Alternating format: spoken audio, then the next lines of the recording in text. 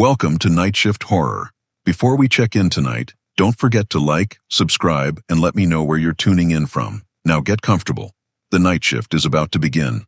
Story 1. Temporary ICU assignment approved.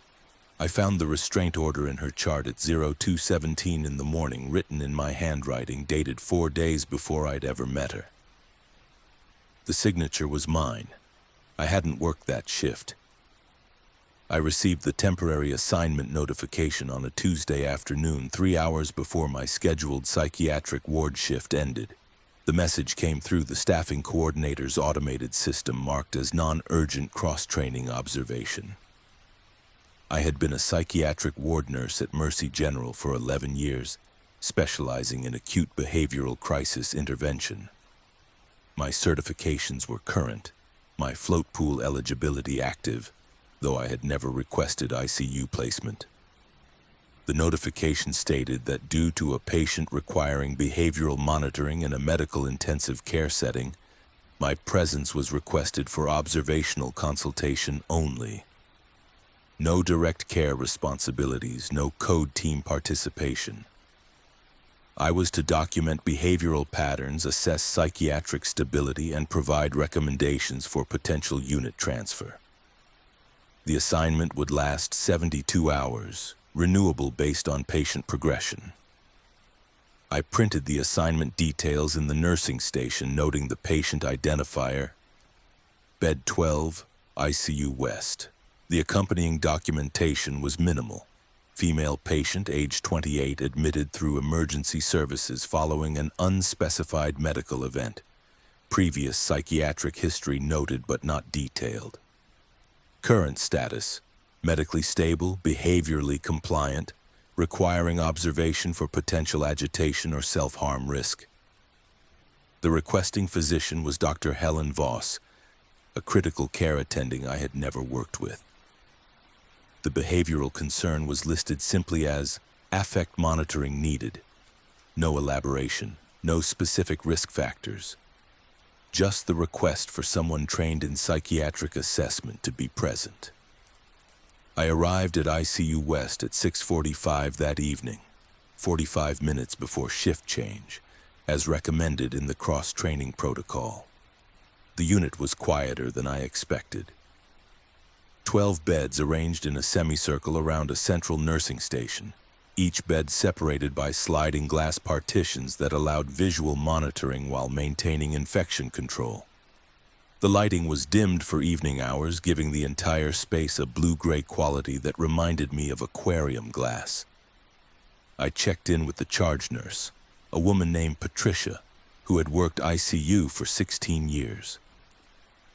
She glanced at my badge, nodded once, and gestured toward Bed 12 without breaking her documentation rhythm. "Behavioral obs?"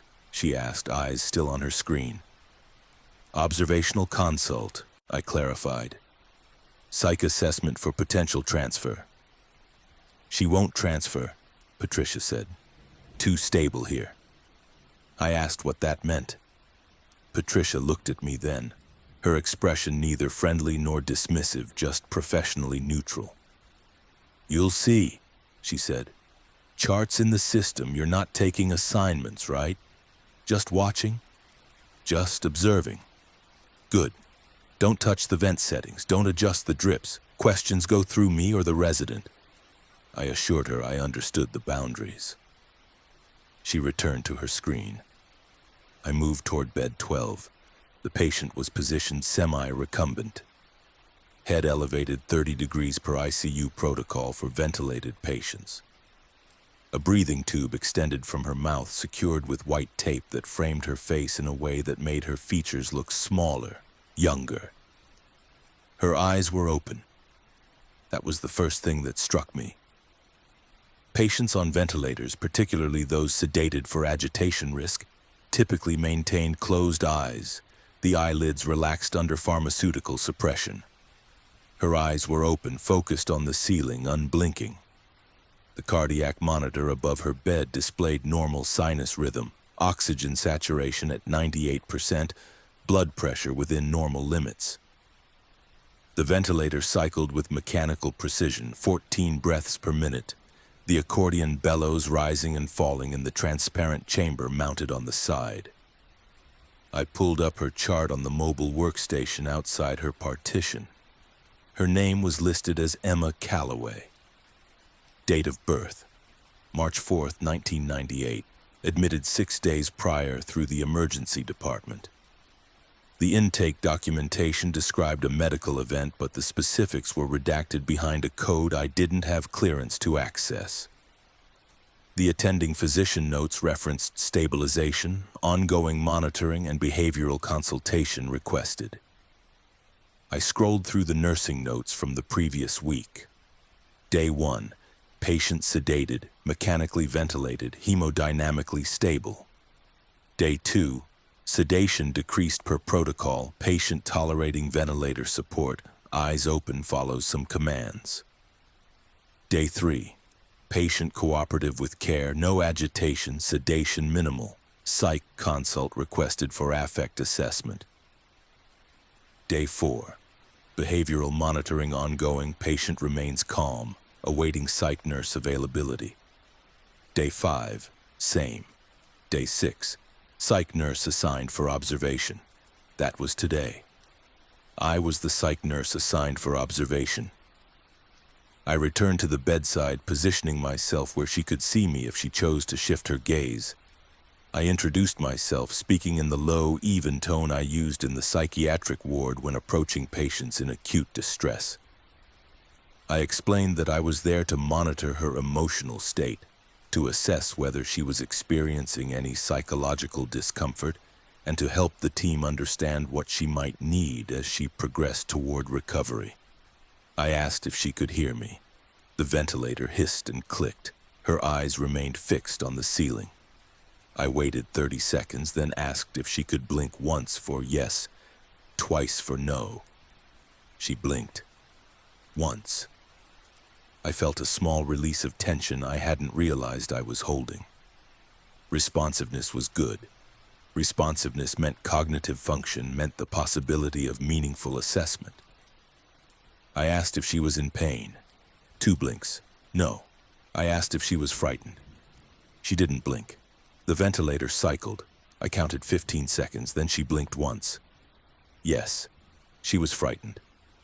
I documented this in my initial assessment note, adding that the patient demonstrated appropriate fear response given the circumstances of mechanical ventilation and ICU environment.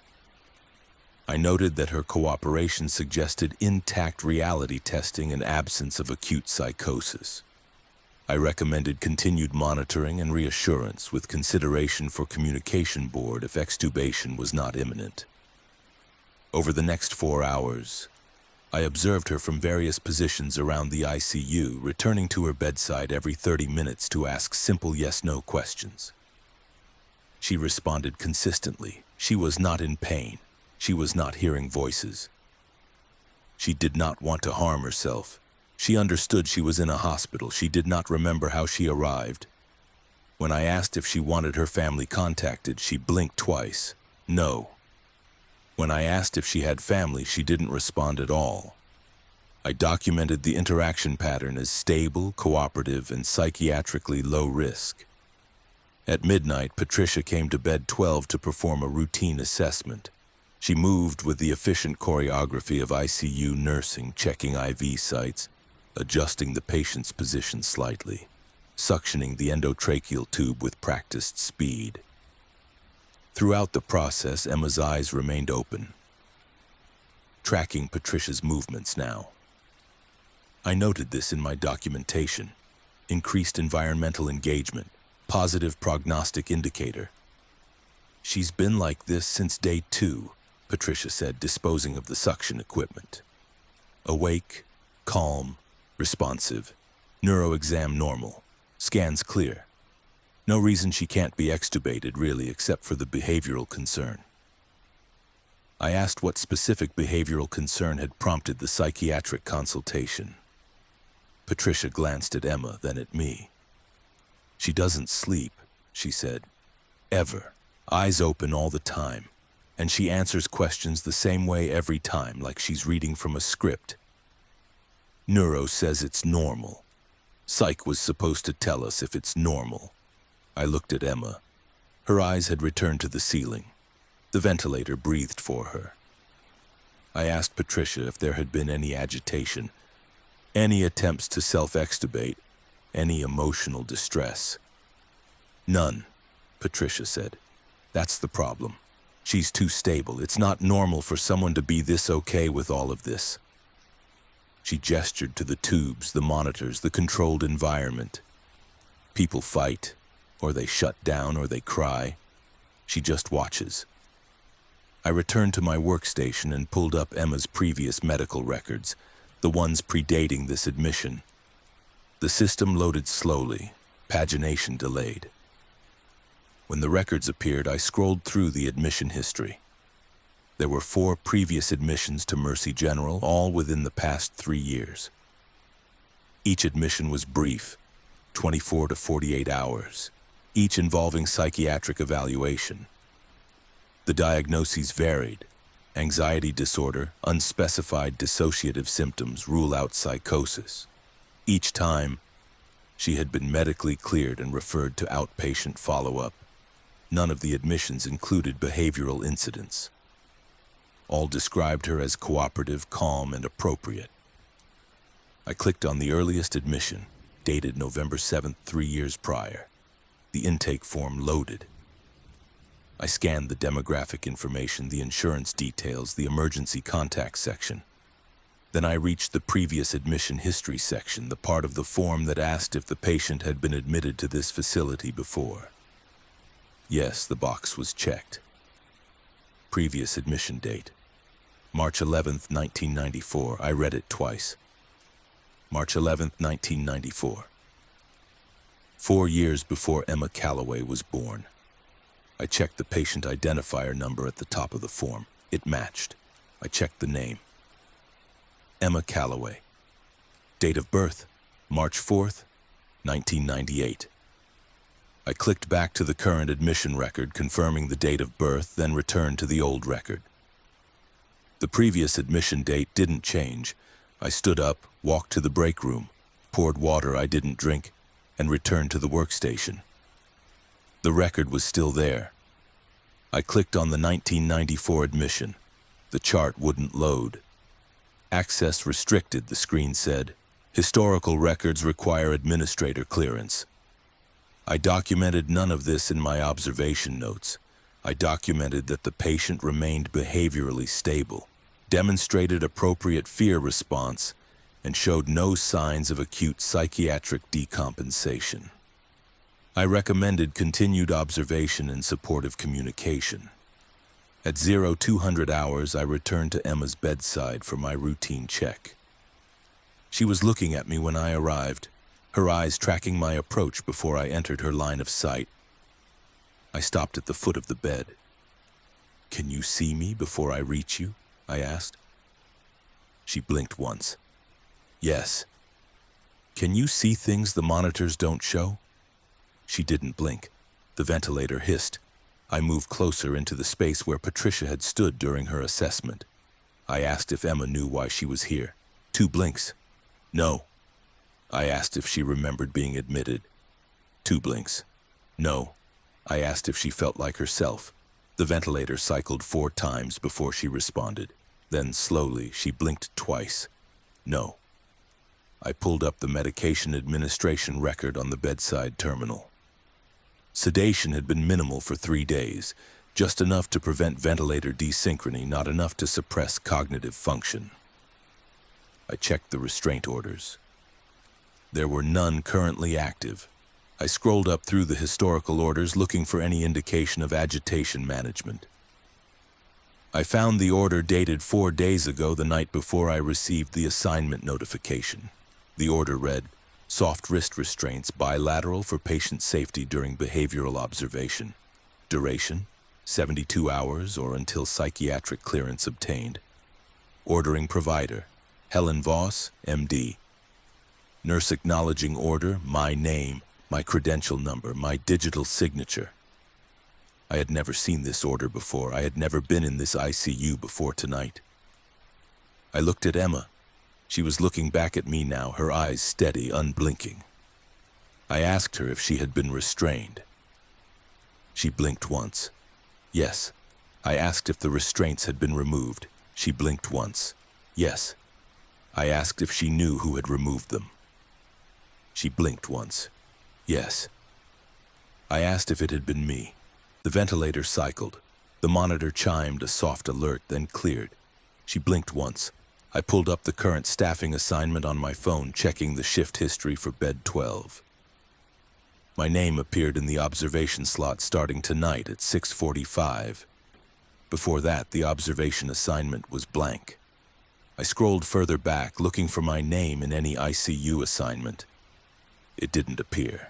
I checked the restraint order again, expanding the metadata. Order entered, 11:34 p.m. 4 days ago. Acknowledged, 11:41 p.m. same night.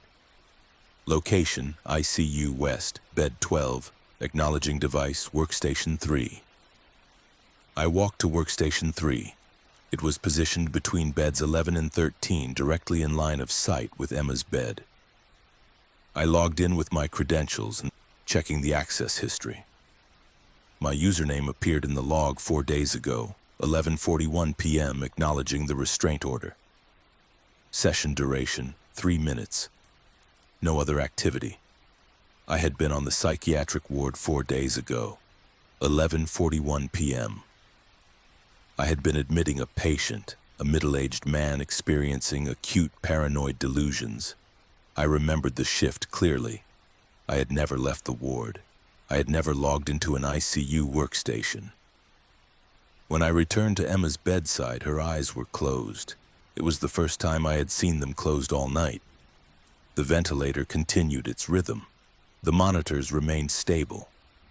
I stood there for 6 minutes watching her breathe through the machine, watching the numbers stay green and calm.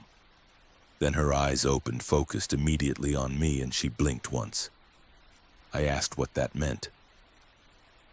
She blinked once again. Yes. Yes to what question, I asked. She didn't respond.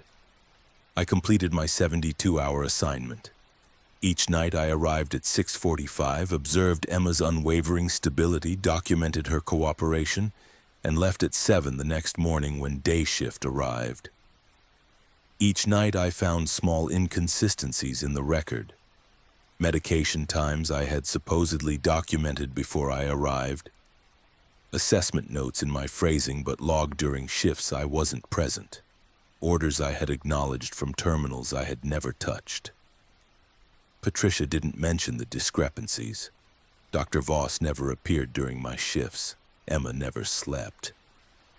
On my final night, I asked Emma if she knew how long she would remain here. She blinked once. Yes. I asked if it would be much longer. She blinked twice. No. I asked if she would be transferred to the psychiatric ward. She looked at me for a long time, the ventilator filling the silence. Then she blinked once. Yes.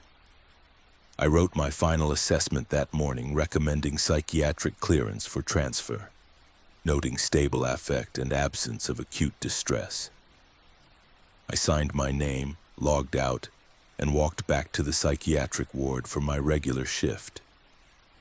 Emma Calloway transferred to psychiatry 4 days later. I know this because I received her admission paperwork on a Tuesday afternoon, delivered through the automated assignment system.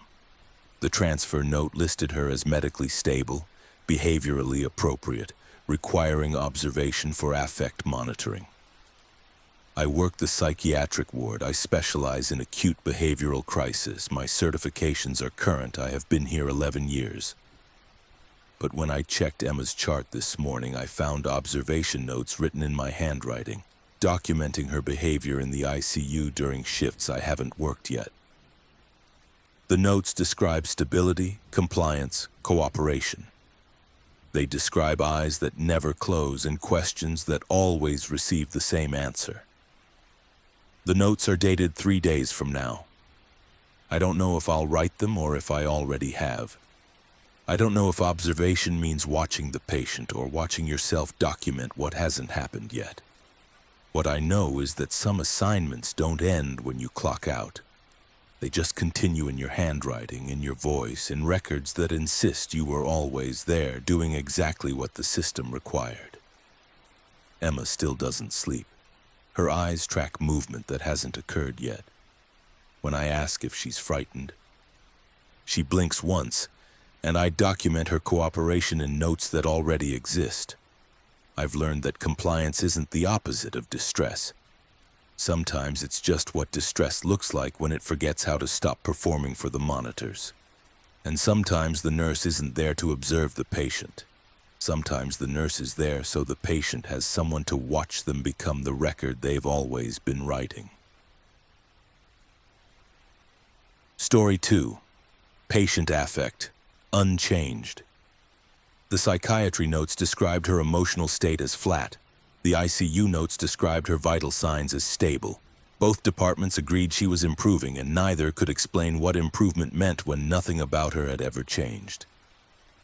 I have worked as an acute psychiatry nurse for 13 years, 9 of those years at St. Catherine's Medical Center.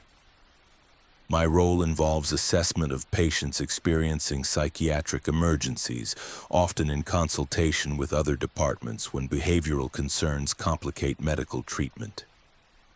In late September, I was contacted by the ICU regarding a patient who had been hospitalized for 19 days without clear psychiatric diagnosis, yet whose presentation had prompted multiple requests for psychological evaluation.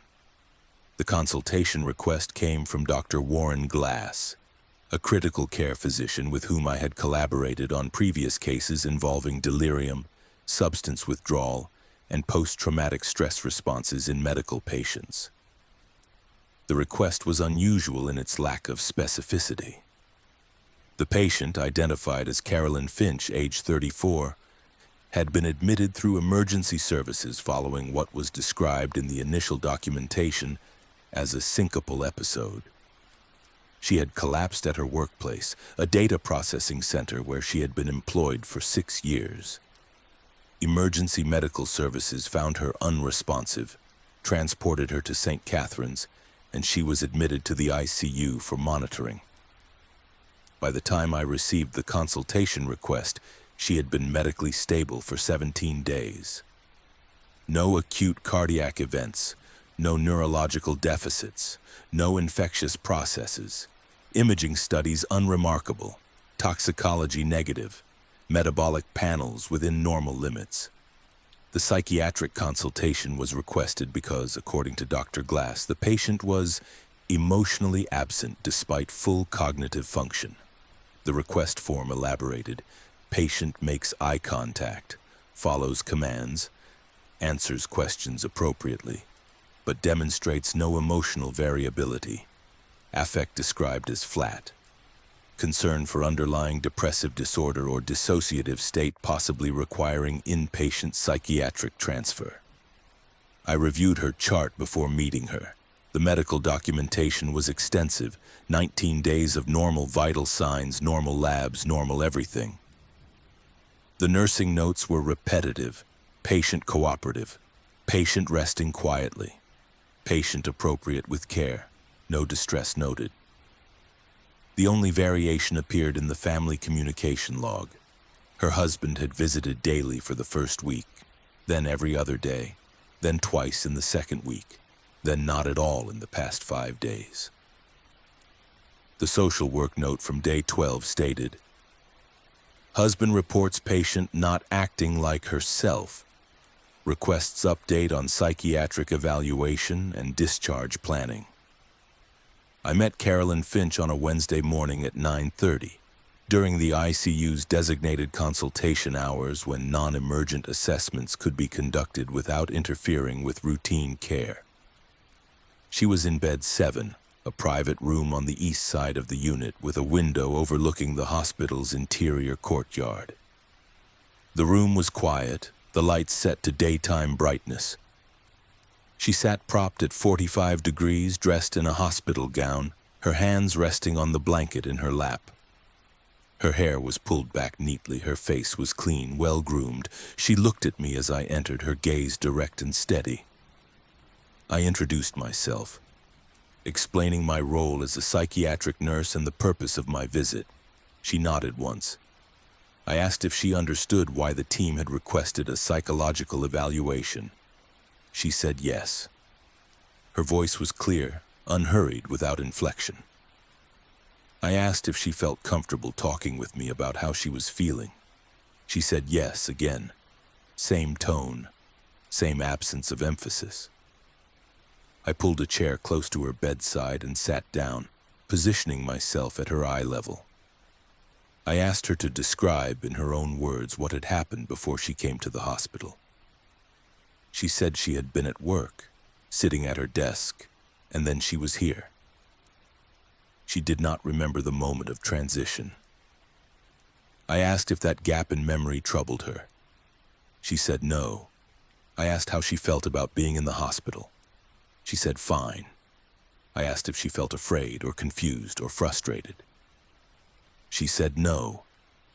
Her answers were not defensive. They were not evasive.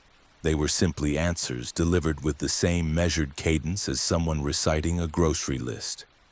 I observed her facial expression as we spoke. It did not change. No furrowing of the brow when discussing memory loss. No softening of features when I asked about her family. No tension around the eyes when I inquired about her plans after discharge. I administered the depression screening tool, a standard questionnaire used in acute care settings. Do you feel sad? No.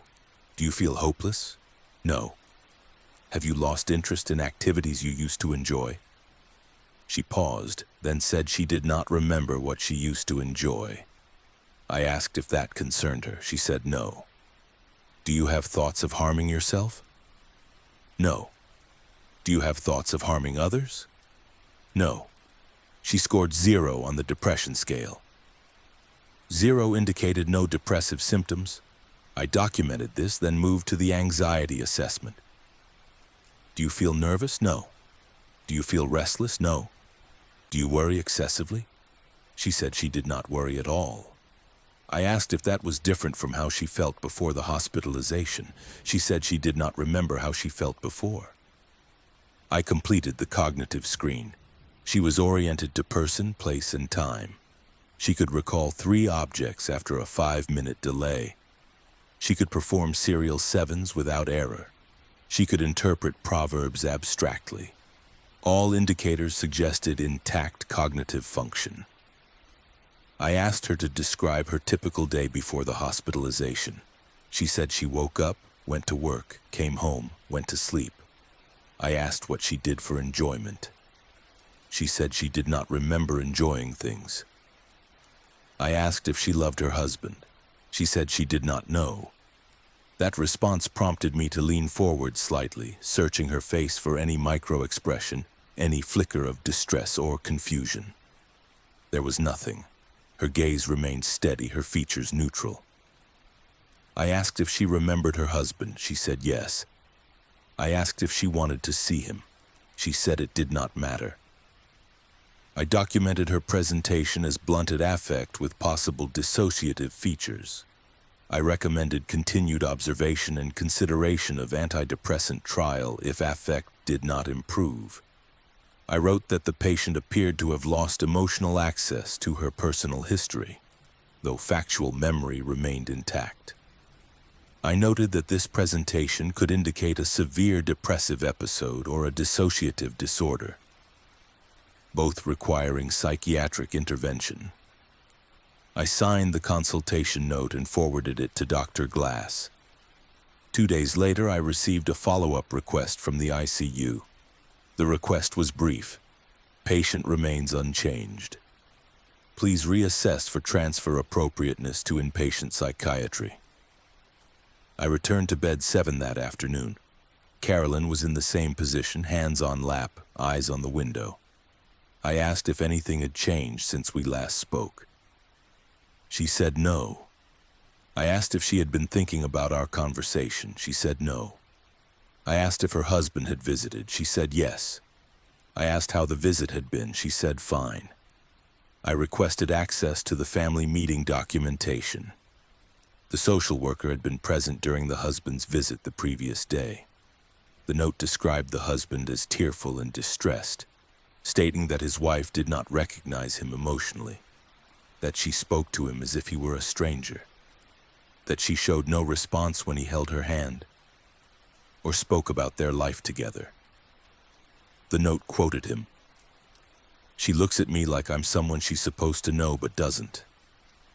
The social worker had reassured him that emotional blunting can occur after medical trauma, that psychiatric treatment might help, that patience was important.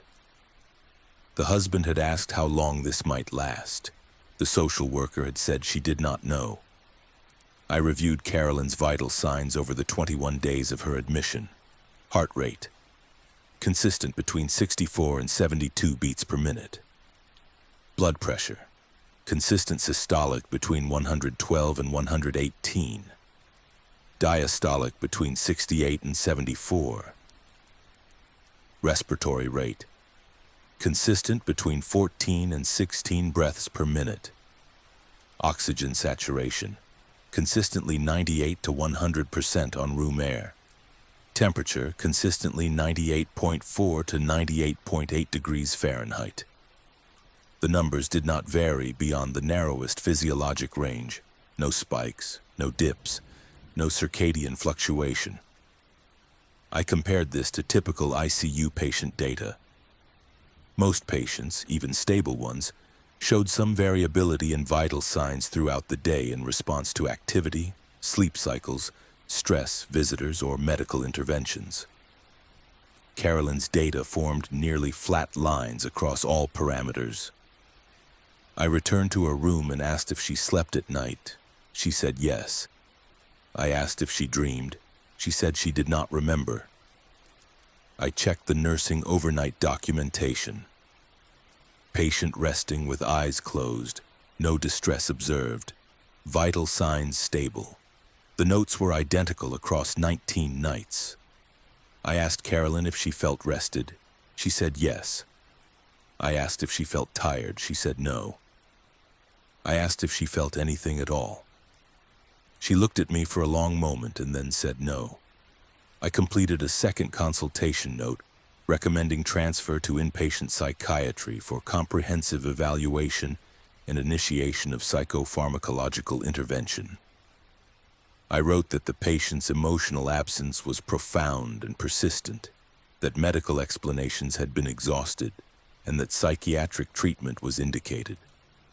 I noted that the patient posed no behavioral risk, demonstrated no agitation or self-harm ideation, and would likely be appropriate for a low-stimulation psychiatric environment.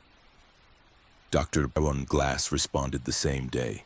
He agreed with the recommendation but noted that the patient's medical stability was so profound that ICU monitoring might be excessive.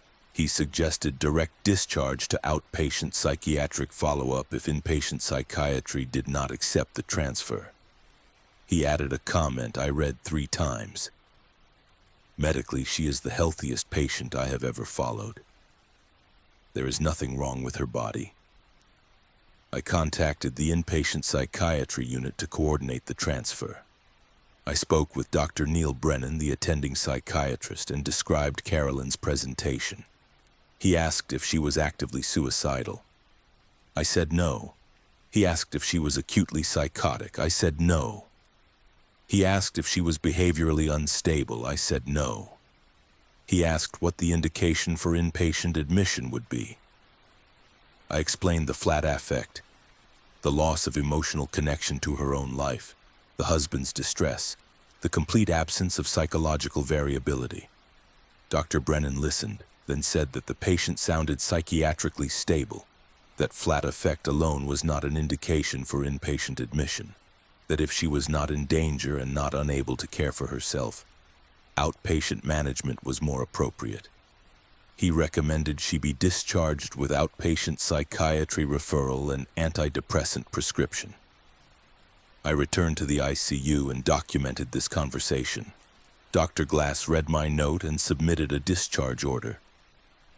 Carolyn Finch was discharged on day 23, medically stable, psychiatrically cleared for outpatient follow-up. 3 weeks later, I received a message from Dr. Glass asking me to call him.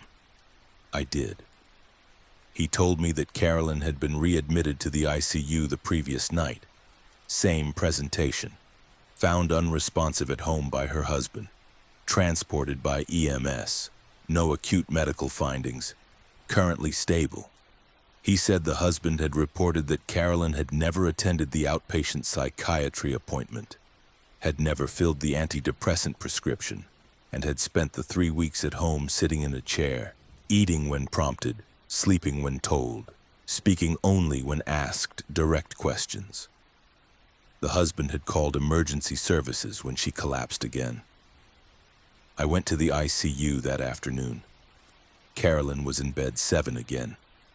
She was sitting up, hands in lap, eyes on the window.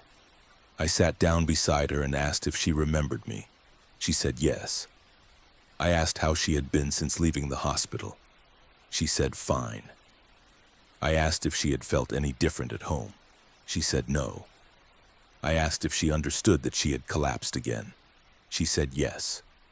I asked if she knew why. She said no. I asked if it frightened her. She said no. Her vital signs were identical to her previous admission. Heart rate 68, blood pressure 114/70, respiratory rate 15, temperature 98.6. I checked the trend data. The numbers had not changed since admission 8 hours earlier. I asked her if she had ever felt afraid in her entire life. She said she did not remember. I asked if she remembered feeling happy. She said she did not remember. I asked if she wanted to feel those things again. She said she did not know what they were. I completed another consultation note. I wrote that the patient appeared to have experienced a complete affective detachment, that her presentation was consistent with severe dissociation or depersonalization, and that the recurrence suggested an underlying process that had not been addressed. I recommended neuropsychiatric evaluation, possible imaging studies to rule out rare neurologic conditions affecting emotional processing, and intensive psychiatric intervention. Dr. Glass ordered an MRI of the brain with contrast. The imaging was completed the following day. The radiologist's report noted no abnormalities, no masses, no lesions, no signs of stroke or structural damage. I reviewed the images myself, though I am not trained in radiology. The brain looked normal to my untrained eye. Dr. Glass consulted neurology. The neurologist examined Carolyn, found her neurologically intact, and noted in his consultation that the absence of emotional response was striking but not associated with any identifiable neuroanatomical pathology. Carolyn remained in the ICU for 16 days during her second admission. The documentation was nearly identical to her first stay. Stable, cooperative, unchanged. Her husband visited twice, both times briefly. The social work notes described him as withdrawn, stating he did not know how to reach his wife anymore. Dr. Brennan agreed to accept Carolyn as an inpatient psychiatry transfer on day 14. He told me over the phone that the persistence of her presentation and the readmission warranted closer observation. She was transferred to the psychiatric unit on day 16. I visited her there 1 week later. She was in a semi-private room, sitting in a chair by the window, hands in lap. The psychiatric unit was quieter than the ICU, less machinery, more carpeting. She looked the same. I asked how she was adjusting. She said fine. I asked if the psychiatry team had started any new medications. She said yes. I asked if she felt any different. She said no. I reviewed her psychiatric chart. Dr. Brennan had started her on an antidepressant and an atypical antipsychotic, both at therapeutic doses. The nursing notes described her as cooperative, appropriate, and emotionally flat. The occupational therapy notes stated she participated in groups without engagement. The The social work notes indicated her husband had not visited since the transfer. Carolyn was discharged from inpatient psychiatry after 18 days. The discharge summary stated that the patient had demonstrated stable mood, no acute psychiatric symptoms, and readiness for outpatient care. Medications continued, follow-up scheduled. She was readmitted to the ICU 5 weeks later. Same presentation. Found unresponsive. No acute medical findings. Stable upon arrival. I saw her in bed 7. I did not ask new questions. I asked if anything had changed. She said no. I asked if she wanted anything to change. She said she did not know. Her vital signs were the same. Heart rate 67. Blood pressure 115/71. Respiratory rate 14. Temperature 98.5. I wrote in my consultation note that the patient appeared to exist in a state of physiological and psychological equilibrium so complete that it precluded variability. I wrote that both ICU and psychiatry had documented stability without being able to define what stability meant in the absence of change. I wrote that improvement required deviation from baseline, and the patient had no deviation. I wrote that I did not know what we were treating anymore. Dr. Glass read my note and called me. He asked what I thought was happening. I said I did not know. He said he didn't either. He said Carolyn was not sick in any way the ICU measured sickness. He said she was not well in any way psychiatry measured wellness. He said both departments agreed she was stable, and both departments agreed stable was not the same as better. Carolyn remained in the ICU for 12 days. She was transferred back to inpatient psychiatry. She was discharged 3 weeks later. She was readmitted to the ICU 6 weeks after that. I have consulted on her case 4 times now. Each time she is unchanged. Each time the numbers stay the same. Each time I document stability and recommend intervention, and each time the system moves her from one department to another, searching for the place where unchanged becomes improvement. Her husband has not visited in 3 months. The social work notes indicate he has requested information about long-term care facilities. Carolyn sits in bed 7 when she is in the ICU. She sits in the chair by the window when she is in psychiatry. Her hands rest in her lap. Her eyes focus on nothing specific. Her vital signs remain green and constant. I do not ask her questions anymore. I document that her affect remains flat, that her cognition remains intact, and that she continues to be stable in every measurable way. What I cannot document is that stability, when sustained without variation, stops being a clinical status and becomes something closer to a state of being. Not sick, not well, just continuously present in a body that functions perfectly while the person inside forgets what function was supposed to accomplish. Both departments still agree she is improving. Neither can say toward what. Story 3. Restraints removed. Per ICU protocol, the order appeared in her chart at 0600 hours, documented as discontinued per patient stability. But I had watched her hands pull against the soft restraints all night, her wrists rubbing raw in the same motion over and over while her face remained completely calm.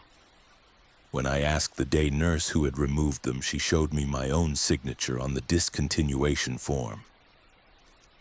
I have worked as a psychiatric crisis intervention nurse for 17 years, the last 9 at Regional Memorial Hospital. My certification includes advanced training in de-escalation techniques, behavioral emergency response, and the appropriate use of therapeutic restraint in psychiatric settings. In early October, I was requested to consult on a patient in the medical ICU who had been admitted following what the intake documentation described as a severe panic attack with associated autonomic instability. The consultation request specified behavioral support for a patient requiring mechanical sedation and possible physical restraint due to agitation risk during weaning from ventilator support. The patient was identified as Miranda Holt, age 41, admitted 6 days prior through the emergency department. The initial presentation involved tachycardia, hyperventilation, and altered mental status consistent with acute anxiety. She had been intubated for airway protection, sedated, and admitted to ICU for stabilization. By the time I received the consultation request, the medical team was attempting to reduce sedation to facilitate extubation, but nursing staff reported that the patient became agitated whenever sedation was lightened, pulling at tubes and displaying what was described as distress behaviors. I arrived at the ICU at 1400 hours on a Thursday. The charge nurse directed me to bed 18, a private room at the far end of the unit. I reviewed the medical chart before entering. The documentation showed that Miranda had no prior psychiatric history, no history of substance use, no medical conditions that would explain the initial episode. Toxicology had been negative, cardiac workup unremarkable, neurological exam normal. The sedation had been maintained at moderate levels for 5 days, then gradually decreased. Each attempt to lighten sedation resulted in increased heart rate, increased respiratory rate, and physical agitation described in nursing notes as patient pulling at restraints, appearing fearful, unable to follow commands. The restraint order had been initiated on day 2, when the first sedation wean was attempted. The order specified soft wrist restraints, bilateral for patient safety during sedation reduction. The order was signed by Dr. Victor Lanning, the ICU attending.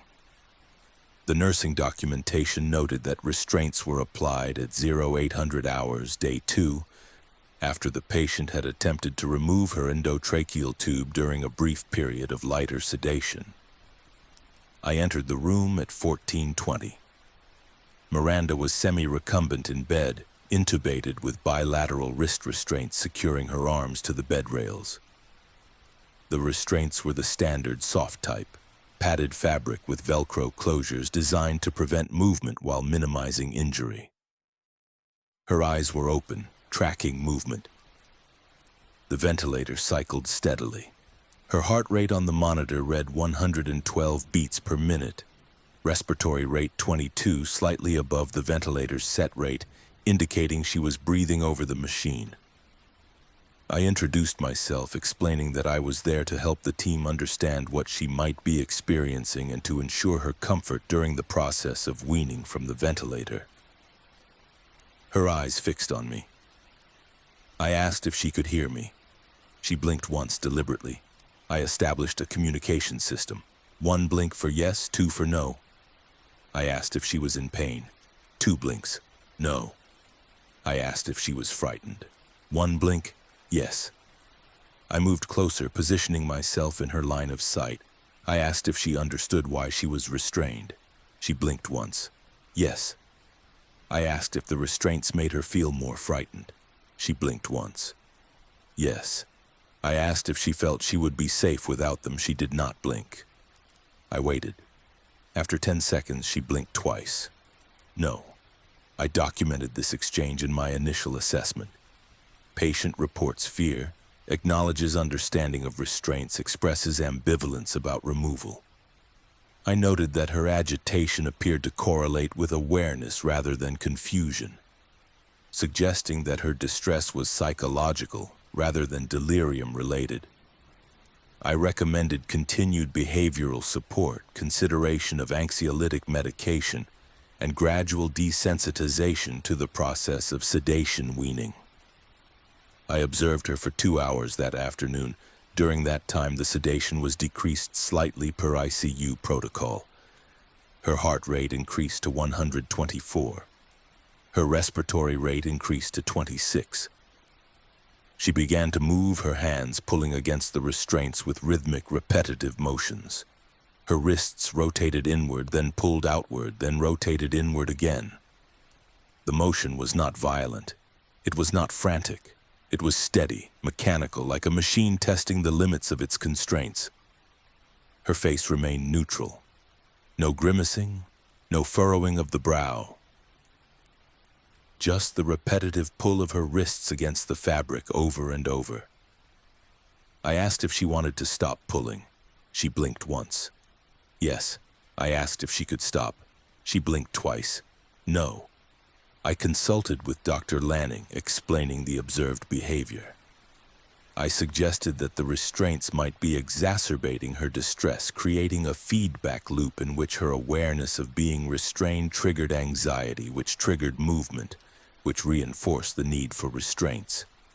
I recommended a trial removal during a period of close observation to assess whether her agitation would decrease in the absence of physical restriction. Dr. Lanning listened, then said the restraints were necessary to prevent self-extubation, that the patient had already demonstrated risk when sedation was reduced, and that removal would not be safe until she could demonstrate calm behavior while restrained. I asked how she could demonstrate calm behavior while the restraints themselves were triggering agitation.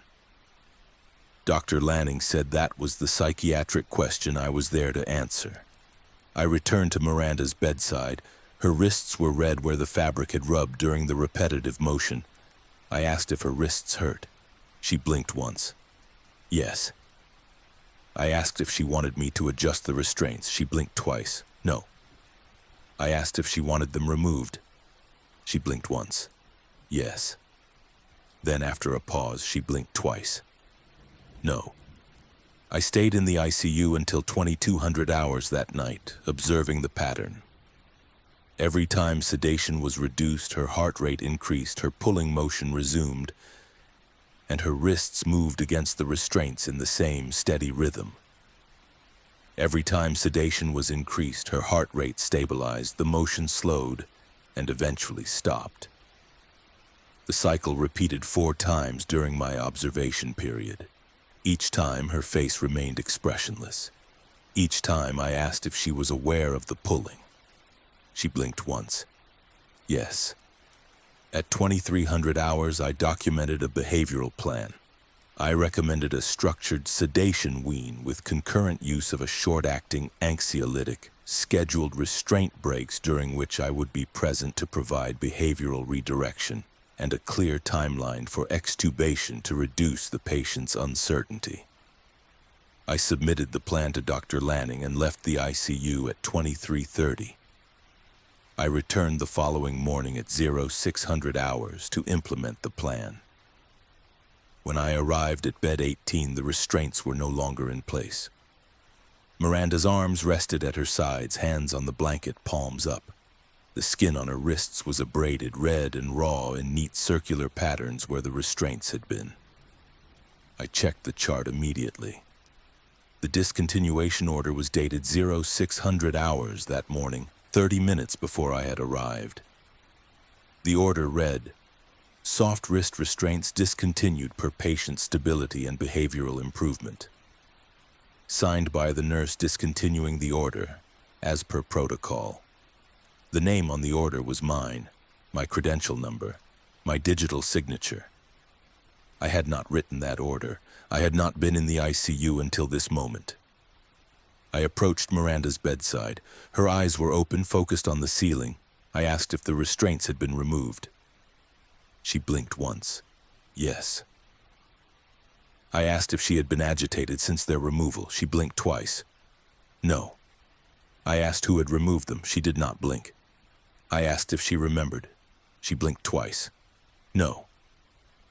I checked the nursing documentation log. The overnight nurse, a woman named Grace, had documented routine assessments every 2 hours.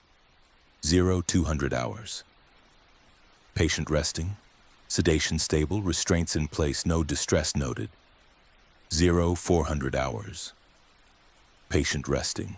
Sedation stable, restraints in place, wrists checked, skin intact. 0600 hours. Restraints discontinued per order, patient calm, no agitation observed. I found Grace at the central nursing station completing her shift documentation. I asked her about the restraint removal. She looked at me, puzzled, and said I had written the order. I told her I had not been in the ICU at 0600 hours. She pulled up the order on her screen, turned the monitor toward me, and pointed to my signature. She said the order had appeared in the system at 0554. She had received the notification, verified the patient's calm state, and removed the restraints per protocol. She said she had assumed I had rounded early and entered the order remotely. I told her I had not. She asked if someone else had used my credentials. I said I didn't know. She said the order was valid, the patient was stable, and she had followed protocol. I did not argue. I thanked her and returned to Miranda's room. Miranda was looking at me when I entered. I asked if she felt better without the restraints. She blinked once. Yes. I asked if she felt safe. She did not respond. I asked if she remembered pulling against the restraints during the night. She blinked once. Yes. I asked if she had wanted them removed. She blinked once, then after a long pause, twice. Yes, then no. The sedation wean proceeded that day without incident. Miranda's heart rate remained stable. She did not pull at her endotracheal tube. She did not demonstrate agitation. By 1800 hours, the medical team deemed her ready for extubation. The procedure was completed at 1830. She tolerated it well. By 2000 hours, she was breathing independently, speaking in short sentences and responding appropriately to questions. I interviewed her the following morning. She was sitting up in bed, no longer intubated, no longer restrained, medically stable. I asked her to describe what she remembered from the past week. She said she remembered being afraid, though she could not specify what had frightened her. She said she remembered feeling trapped, but she could not say whether the traps were external or internal. She said she remembered pulling at something over and over, but she could not remember why. I asked if she remembered the restraints being removed. She said no. I asked if she remembered wanting them removed. She said yes. I asked if she remembered wanting them to stay. She looked at me for a long moment, then said yes. I completed my consultation recommending outpatient psychiatric follow-up for anxiety management and possible trauma processing related to the ICU experience. I documented that the patient had demonstrated significant behavioral improvement following restraint discontinuation, though the mechanism of that improvement remained unclear. I signed my note and prepared to close the consultation. 3 days later, Miranda was readmitted to the ICU. The intake documentation stated she had been found at home in acute respiratory distress, hyperventilating, unresponsive to verbal redirection. She was intubated in the emergency department and admitted for stabilization. The ICU team requested psychiatric consultation for agitation management during sedation wean. I went to see her that afternoon. She was in bed 18 again, intubated, sedated, bilateral soft wrist restraints in place. The restraint order was dated the day of her admission, entered at 1000 hours. The ordering provider was Dr. Lanning. The nurse acknowledging the order was listed as me, my name, my credentials, my signature. I had been off duty the day of her admission. I had not been in the hospital. I checked the order timestamp, 10:14 hours. I checked my badge access log, no entry. I checked the workstation login history. My username appeared, logged in at 10:12 hours, session duration 4 minutes, location, ICU West, workstation 7. I went to Miranda's bedside. She was looking at me, eyes open, pupils reactive. I asked if she knew who I was. She blinked once. Yes. I asked if she remembered being here before. She blinked once. Yes. I asked if she remembered the restraints being removed last time. She blinked twice. No. I asked if she wanted them removed now. She blinked once, paused, then blinked twice. Yes, then no. The pattern repeated. Sedation wean attempted, agitation observed, pulling motion resumed, wrists abraded. Restraints maintained. Each night I documented recommendations. Each morning I found discontinuation orders I had not written. Each time the restraints were removed, Miranda stabilized. Each time she was discharged, she returned. I have consulted on her case 6 times now. Each admission follows the same trajectory: restraints applied, behavioral observation requested. Discontinuation orders appearing under my credentials during shifts I do not work. Patient stabilizing immediately after removal. Discharge. Readmission. The last time I saw her, I asked if she understood what was happening. She blinked once. Yes. I asked if she could explain it. She blinked twice. No. I asked if she thought the restraints were helping her. She blinked twice. No. I asked if she thought their removal was helping her. She blinked twice. No. I asked what she thought was helping her. She looked at me for a long time, the ventilator cycling, the monitors steady. Then she closed her eyes and did not respond. I no longer write recommendations for restraint removal. The orders appear whether I write them or not. I no longer ask who removes the restraints. The documentation says it is always me. What I have learned is that some safety measures are not about preventing harm. They are about documenting the appearance of control while the patient continues the motion that will return them to the place they were always going to be. And sometimes the nurse is not there to remove the restraints. Sometimes the nurse is there so the restraints can be removed in someone's name, under someone's authority. So the system never has to acknowledge that the patient was always going to pull against them until their wrists wore through. And the removal was always going to happen in the record before it happened in the room. Miranda's wrists no longer heal between admissions.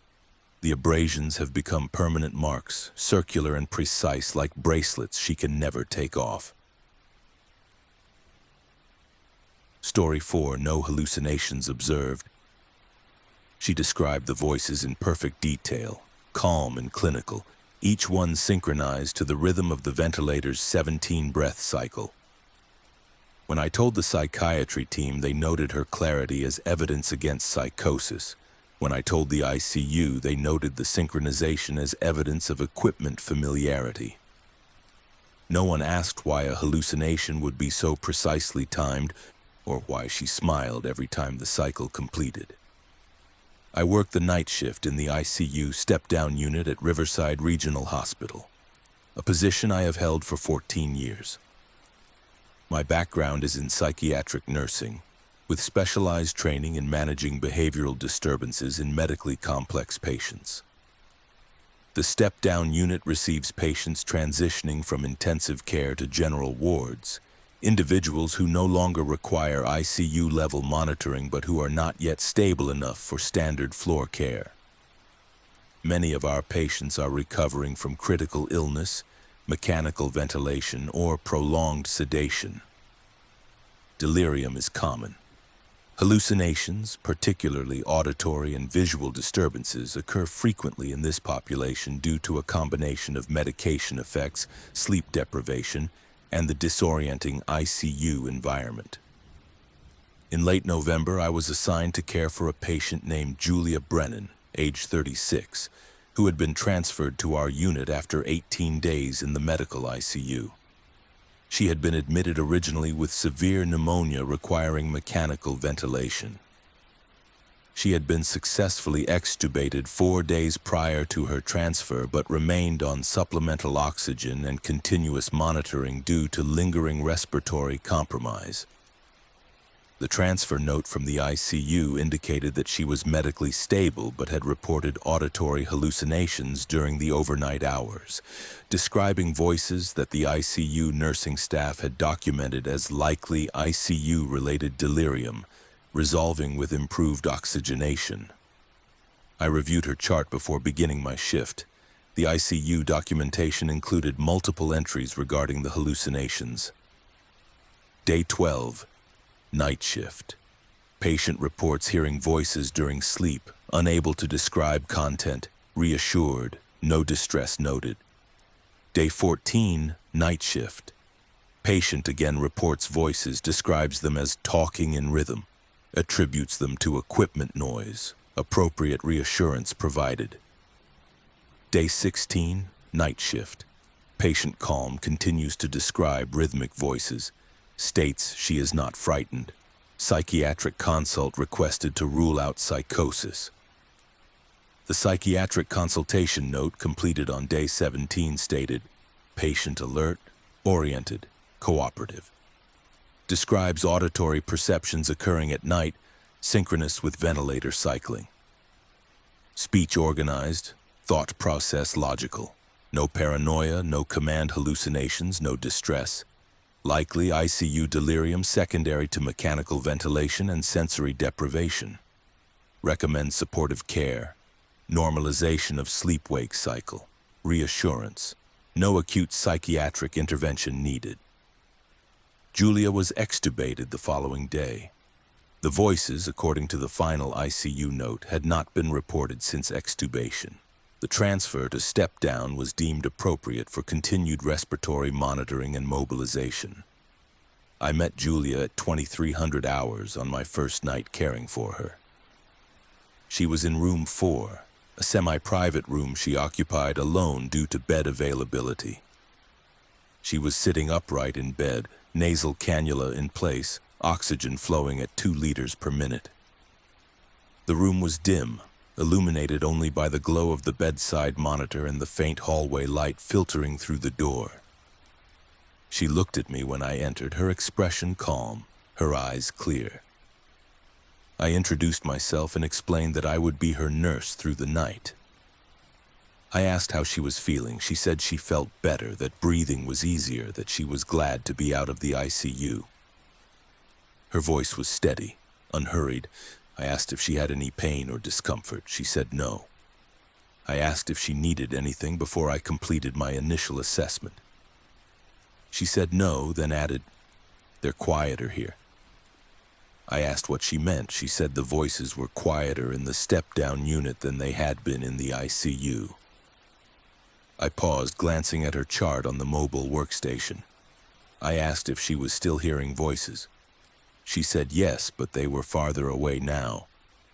I asked her to describe them. She said they spoke in rhythm like a song, but without words she could understand.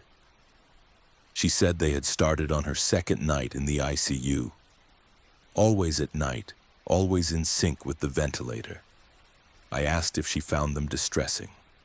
She said no. I asked if they told her to do things. She said no. I asked if she believed they were real. She said she did not know. I asked if she wanted them to stop. She thought about this, then said she was not sure. I documented this conversation in my nursing note, adding that the patient remained calm, oriented, and non-distressed despite ongoing auditory perceptions. I messaged the night resident, Dr. Paul Kessler, to inform him of the continued hallucinations. He replied that the ICU psychiatry consult had attributed the voices to delirium, that delirium could persist for days after extubation, and that as long as the patient was not agitated or at risk, continued observation was appropriate. He instructed me to notify him if her behavior changed. At 0100 hours, I returned to Julia's room for my scheduled assessment. She was awake, her eyes on the ceiling, her hands folded on her chest. I asked if she was having trouble sleeping. She said no, she was listening. I asked to what? She said to the rhythm. I looked around the room. The oxygen concentrator hummed quietly in the corner.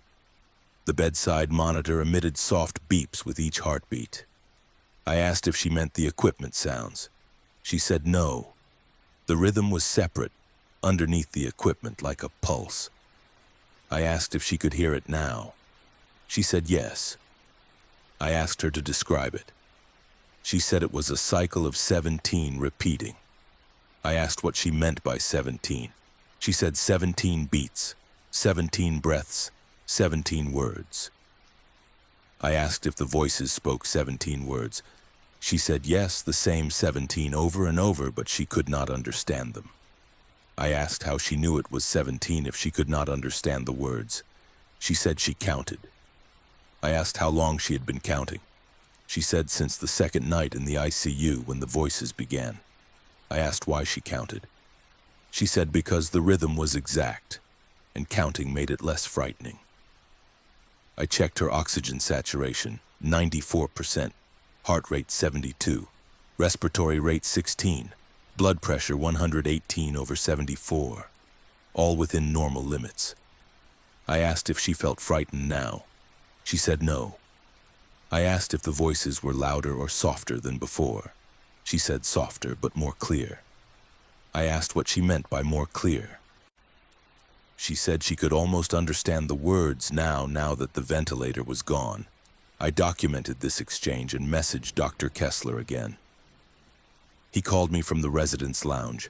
I relayed Julia's statements, emphasizing the specificity of her descriptions and the organized quality of her thought process. He asked if she was sleeping. I said she appeared to be awake most of the night. He asked if she was agitated. I said no. He said to continue observation and to let her rest if she was not distressed.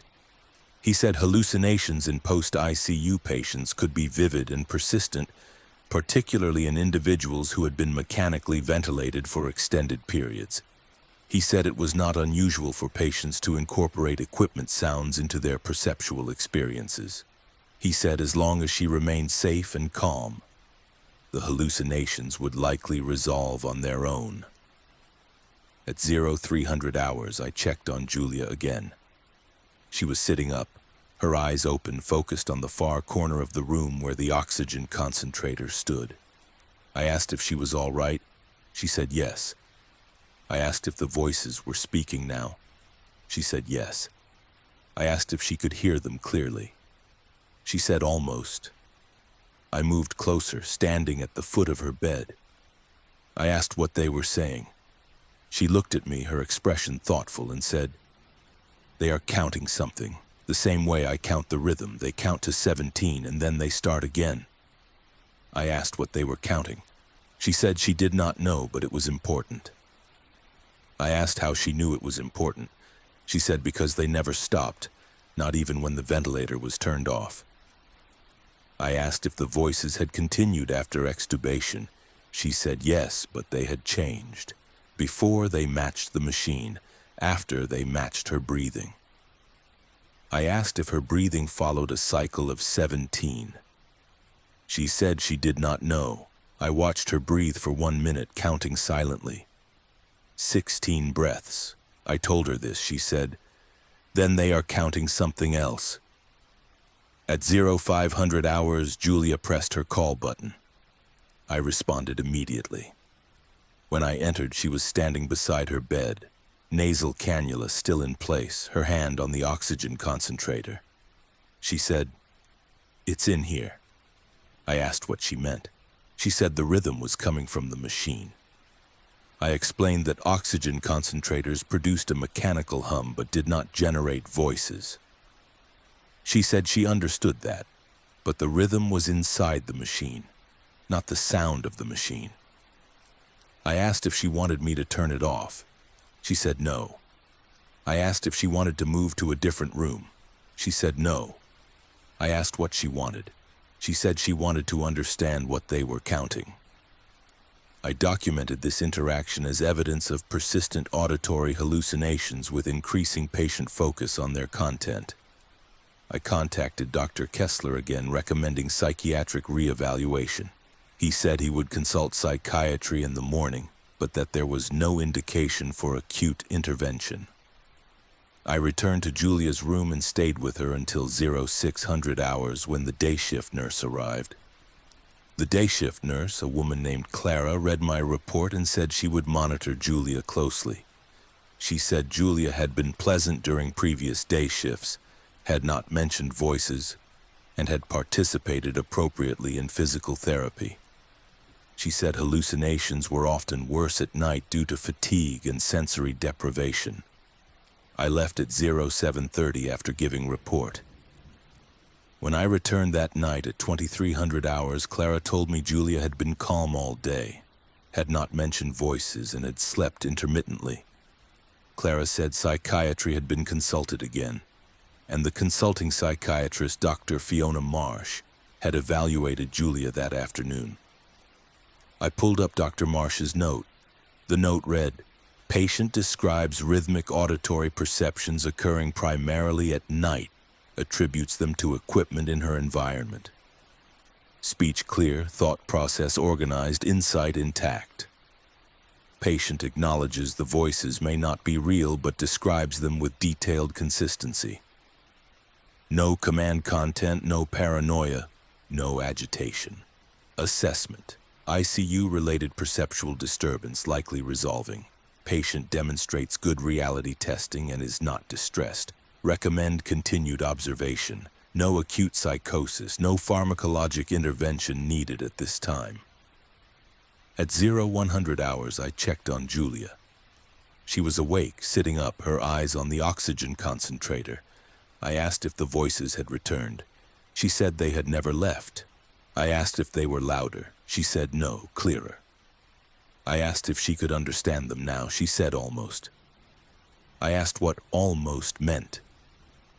She said the words were forming like something surfacing through water, almost close enough to see clearly. I asked if this frightened her. She said no. I asked why not. She said, "Because I think they are counting the same thing I am." I asked what she was counting. She said, "Monitor, the number of times I wake up." I did not understand.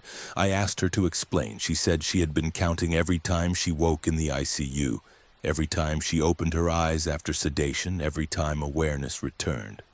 She said the count was at 17. She said the voices counted to 17 and then started over.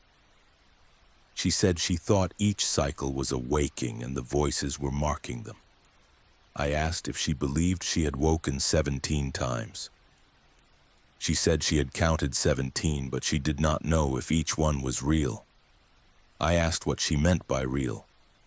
She said she did not know if she was awake now, or if this was another cycle. At 0300 hours, Julia called me back to her room. When I arrived, she was smiling. It was the first time I had seen her smile. I asked what had happened. She said she understood now. I asked what she understood. She said the voices were not counting her wakings. They were counting her breaths. 17 breaths per cycle. She said the ventilator had been set to 17 breaths per minute in the ICU. She said the voices matched that rhythm because that rhythm had kept her alive. I checked her old ICU flow sheets. The ventilator settings from her intubation period indicated a respiratory rate of 17 breaths per minute. I asked Julia how she had known that. She said she had not known. She said the voices had told her. I asked when. She said just now at 0300 hours when the cycle completed. She said they said 17 breaths to stay, 17 breaths to leave, 17 breaths to remember you were here. I asked if she understood what that meant. She said yes. I asked her to explain. She said, "It means I get to choose which 17 I keep." Julia was discharged from the step-down unit 3 days later, medically stable, psychiatrically cleared. The hallucinations were documented as resolved. I worked her final night. At 0200 hours, I asked if she still heard the voices. She said no. I asked when they had stopped. She said they had not stopped. She said she had learned to breathe with them. I asked what that meant. She said, "I count to 17 now, they don't have to." I have not seen Julia again. Her name does not appear in readmission logs. But sometimes during the quiet hours between 01 and 05, I count my own breaths. I have noticed that I breathe 16 times per minute when I am calm, 17 when I remember to think about it. I do not know if that is significant. I do not know if the extra breath is mine, or if I am completing someone else's cycle. What I know is that ICU patients learn rhythms the rest of us have forgotten. They learn that breathing is not automatic. They learn that every cycle has a count. They learn that voices can be both real and not real, both inside and outside, both from the machine and from the space where the machine used to be. Psychiatry says there were no hallucinations. ICU says there was only equipment familiarity. Julia says she learned to count to 17, and now she does not need the voices to remind her. I say that sometimes what we call a hallucination is just the moment a patient hears the rhythm we have been imposing on them all along and mistakes it for a message instead of a metronome. Story 5. Transfer criteria met. The system flagged her as ready for transfer on a Tuesday morning. All the medical boxes checked green. Psychiatry declined, citing ongoing treatment needs. ICU declined, citing behavioral stability. The patient remained in bed 9 for 42 days after the transfer criteria were met, medically present, administratively erased, while both departments documented her continued improvement in records that no longer specified what she was improving toward. I have been a senior psychiatric ward nurse at Maplewood General Hospital for 19 years. My responsibilities include care coordination for patients requiring both medical and psychiatric intervention, particularly those transitioning between intensive care and inpatient psychiatry. Our facility operates under a collaborative model in which patients with co-occurring medical and psychiatric conditions are managed jointly by both departments until transfer criteria are clearly met. These criteria are defined by protocol: medical stability sufficient to tolerate psychiatric unit environment, psychiatric stability sufficient to engage in treatment, and mutual agreement between departments regarding appropriate placement. In mid-December, I was contacted by the medical ICU regarding a patient who met criteria for transfer to the psychiatric unit but for whom psychiatry had declined acceptance. The situation was unusual.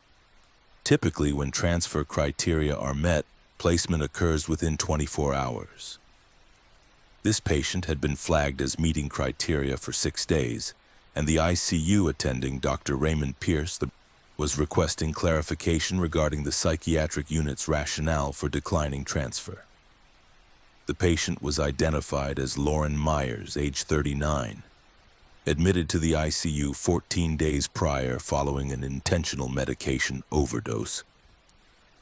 She had been medically stabilized, intubated briefly for airway protection, extubated after 48 hours, and monitored for residual effects of the ingestion. By day 8, her medical status was stable. Labs were normal. She was ambulatory. She required no medical interventions beyond routine monitoring. The ICU care team had submitted a transfer request to inpatient psychiatry on day 8, as per protocol for patients admitted following suicide attempts.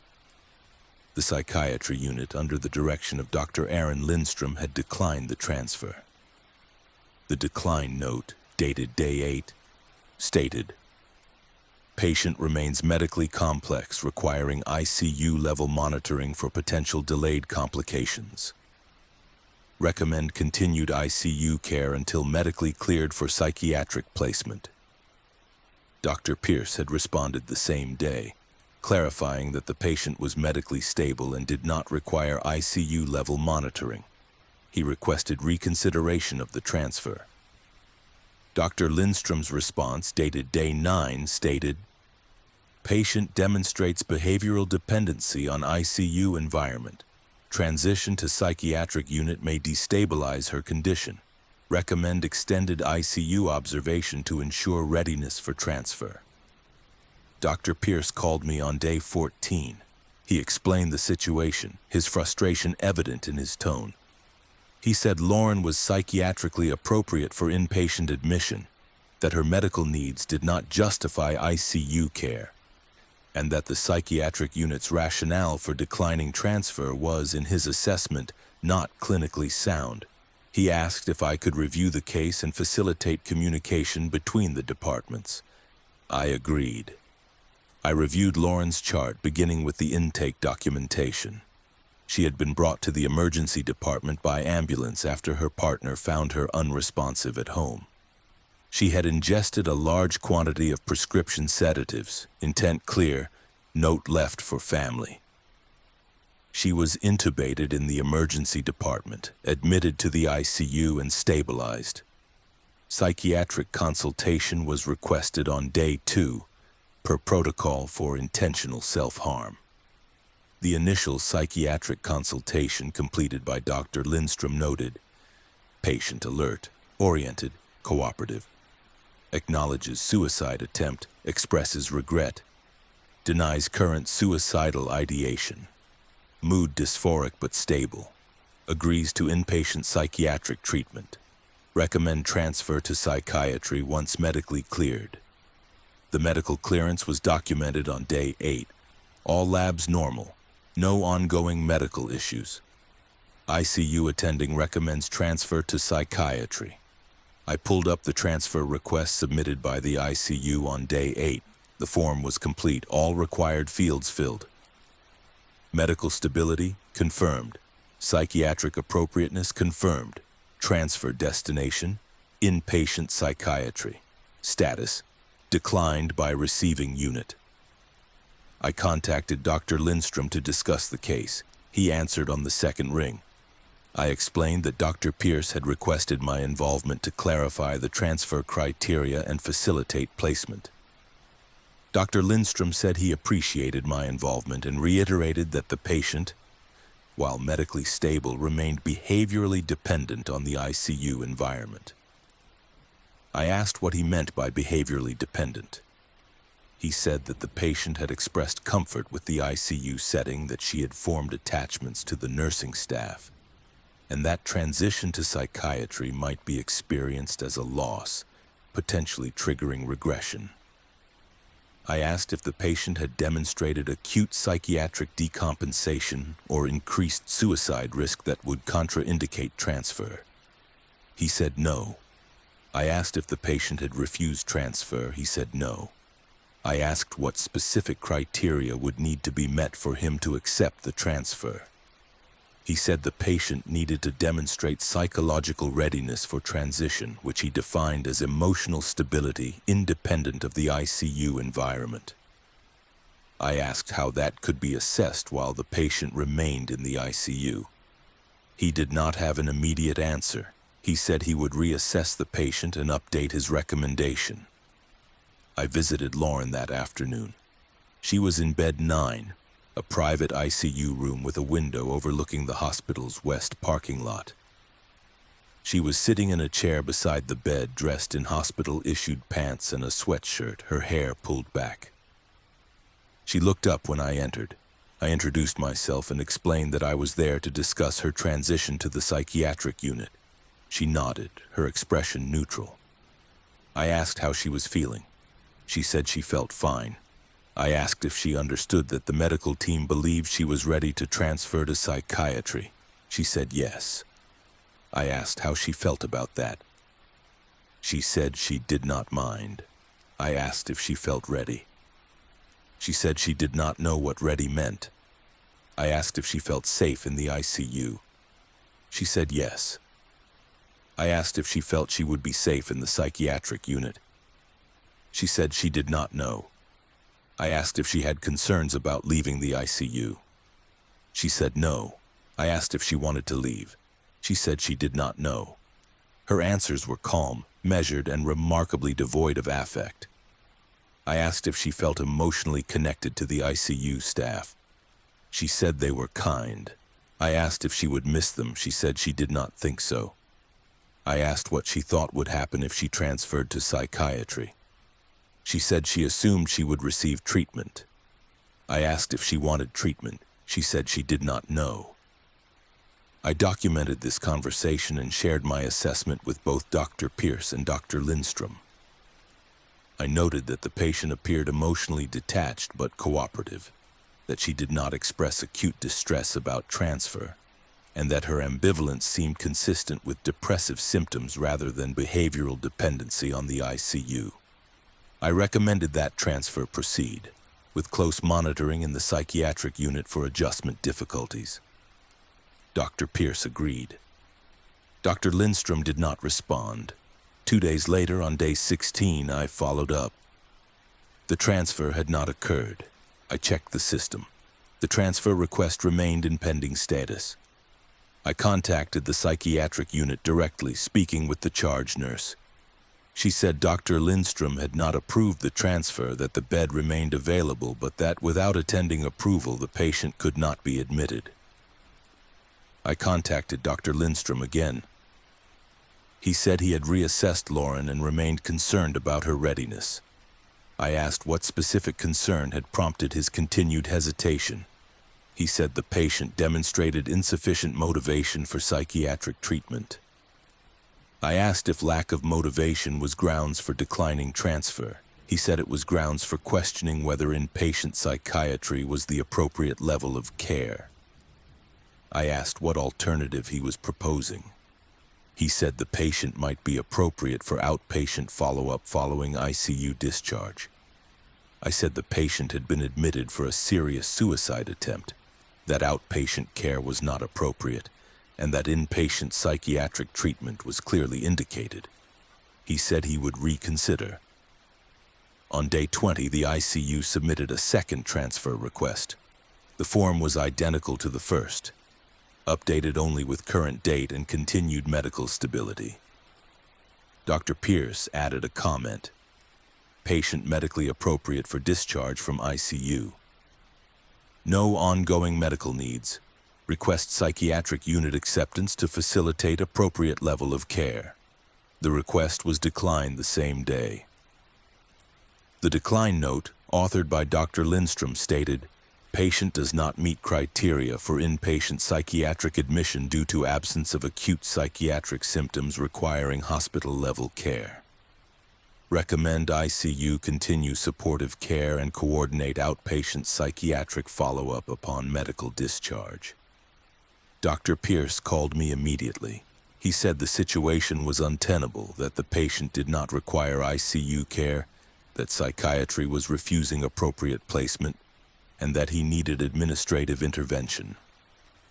I agreed to escalate the case to the hospital's Care Coordination Committee, a multidisciplinary team responsible for resolving placement disputes. The committee met on day 24. Members included representatives from ICU, psychiatry, nursing, social work, and hospital administration. I presented the case, summarizing the patient's medical stability, psychiatric history, and the ongoing disagreement regarding transfer.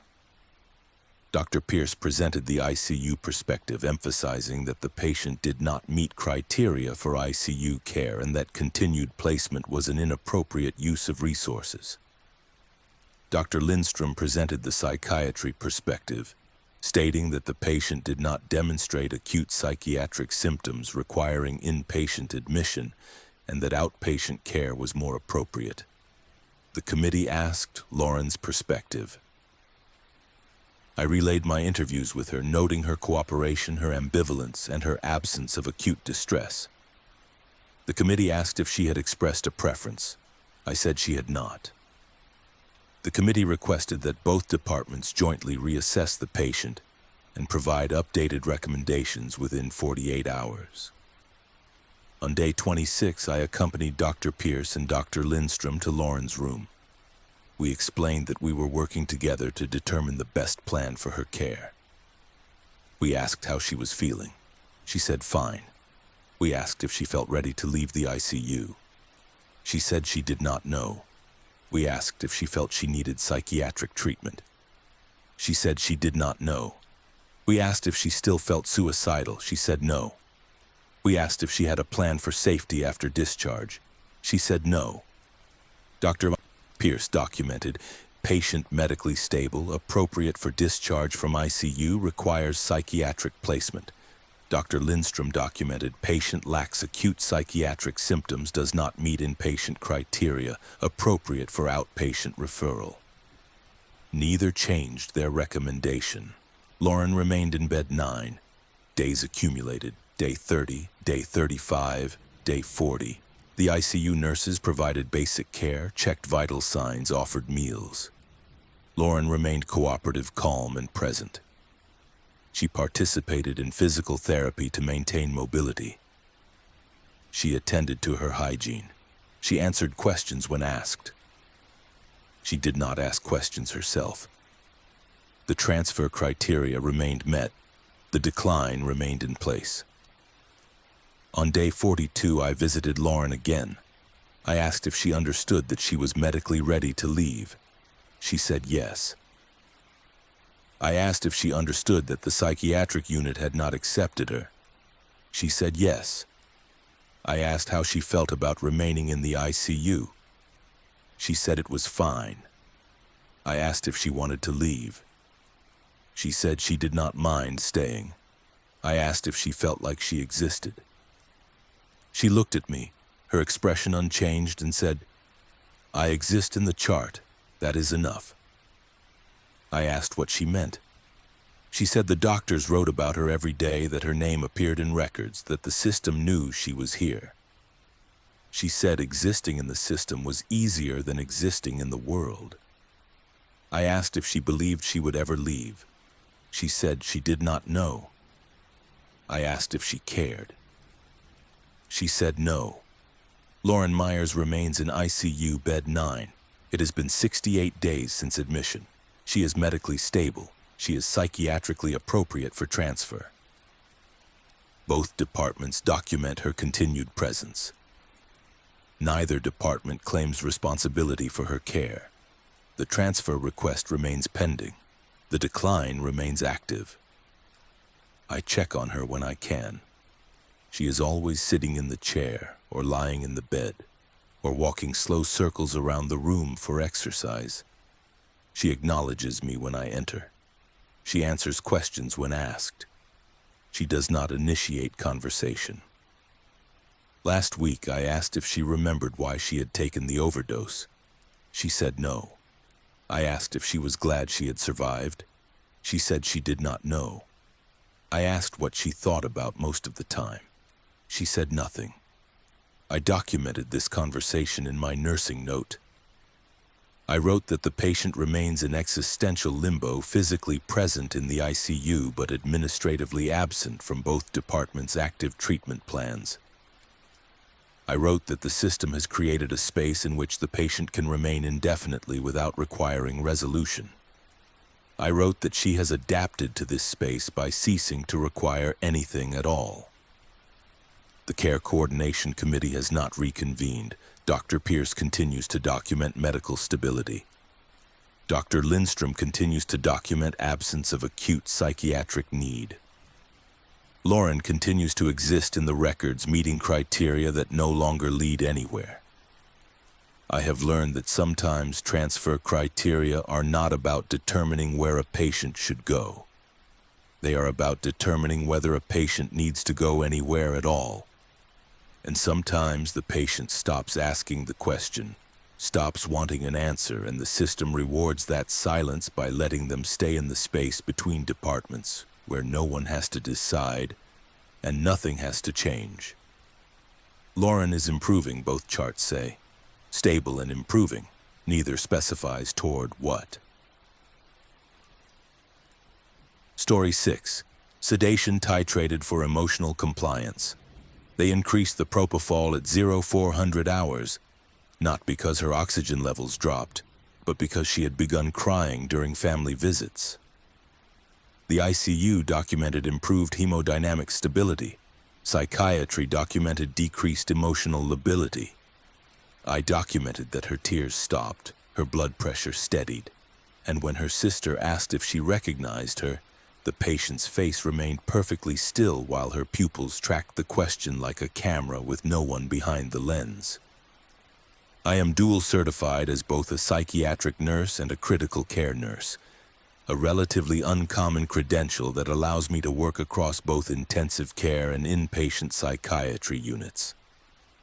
I completed this training specifically to address the gap in care for patients who require simultaneous medical and psychiatric management.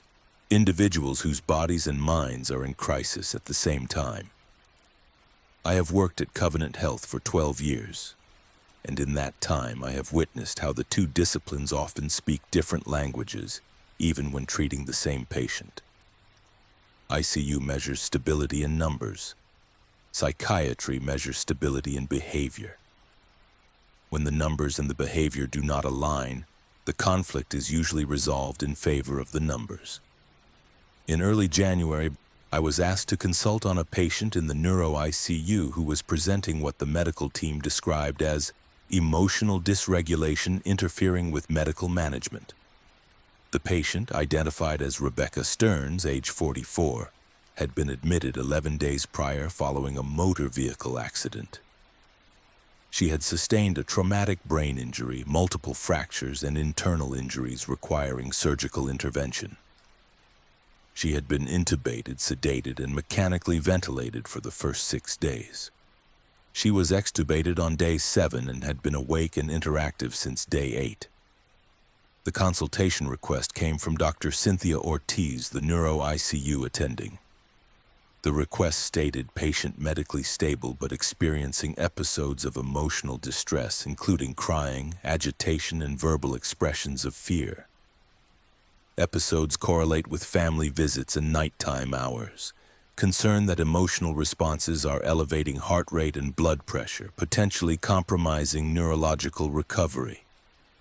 Request psychiatric evaluation for management of emotional lability. I reviewed Rebecca's chart before meeting her. The medical documentation was thorough. Traumatic brain injury classified as moderate, imaging showing small areas of contusion but no large bleeds. No evidence of ongoing neurological deterioration. Fractures healing appropriately. Surgical sites clean. Vital signs stable during periods of rest but showing elevations during family visits and overnight hours. Heart rate increasing from baseline 75 to 110. Blood pressure increasing from baseline 120/75 to 155/92. The ICU nursing notes described the patient as tearful, anxious, and occasionally calling out for help during the night. The psychiatric consultation from day 9, completed by a psychiatry resident, noted, patient alert, oriented to person and place, but intermittently confused about time. Emotional responses appear exaggerated, with crying and expressions of fear disproportionate to immediate stimuli. Suspect ICU delirium with affective component. Recommend low-dose anxiolytic and behavioral monitoring. An anxiolytic lorazepam had been ordered and administered on days 9 and 10 during episodes of distress. The nursing notes indicated that the medication reduced the crying but did not eliminate it. On day 11, the morning of my consultation, the ICU team had escalated the concern, noting that Rebecca's blood pressure had spiked to 160/98 during a family visit, prompting intervention with IV antihypertensive medication. I met Rebecca at 1300 hours. She was in a private room, bed 4, with large windows and medical equipment arranged around her. She was semi-recumbent, head elevated, multiple IV lines in place. Her left arm was casted. Her face showed healing abrasions. She looked at me when I entered, her eyes red-rimmed, her expression wary. I introduced myself, explaining my dual role and the reason for my visit. I asked if she understood why I was there. She said yes, that the doctors thought she was too emotional. I asked if she agreed. She said she did not know, that she felt afraid most of the time. I asked what frightened her. She said everything. The room, the machines, the fact that she could not remember the accident, the fact that her body hurt in ways she could not explain, the fact that people kept telling her she was lucky to be alive, but she did not feel lucky. I asked if she had felt this afraid before the accident. She said no. I asked if she had a history of anxiety or depression. She said no. I asked if she felt her emotional responses were out of her control. She said yes. She said she did not want to cry during family visits, that she tried to stay calm, but the crying happened anyway. I asked if she understood why the medical team was concerned. She said yes, that her blood pressure went up when she cried and high blood pressure was bad for her brain. I asked if she wanted to feel calmer. She said yes, but not if it meant she could not feel anything at all. I completed a psychiatric assessment. Rebecca was oriented to person and place, though her sense of time was fragmented. She could not recall the date of the accident, the current date, or how many days she had been in the hospital. Her memory of the accident itself was absent. She remembered driving, then waking in the ICU. She described pervasive fear, hypervigilance to sounds and movement, and intrusive thoughts about dying. She denied hallucinations. She denied suicidal ideation. She said she wanted to get better, but she did not know how to stop being afraid. I documented my assessment. Patient experiencing acute stress response consistent with traumatic brain injury and ICU environment. Emotional lability present but contextually appropriate given circumstances. Recommend supportive interventions, reassurance, and gradual anxiolytic use as needed for acute distress. Caution against oversedation as patient demonstrates appropriate fear response and benefit from emotional processing. I discussed my findings with Dr. Ortiz. She listened, then said that while she understood my perspective, the priority was neurological recovery, and elevated blood pressure posed a measurable risk to that recovery. She said that if behavioral interventions could not stabilize Rebecca's vital signs, pharmacological intervention would be necessary.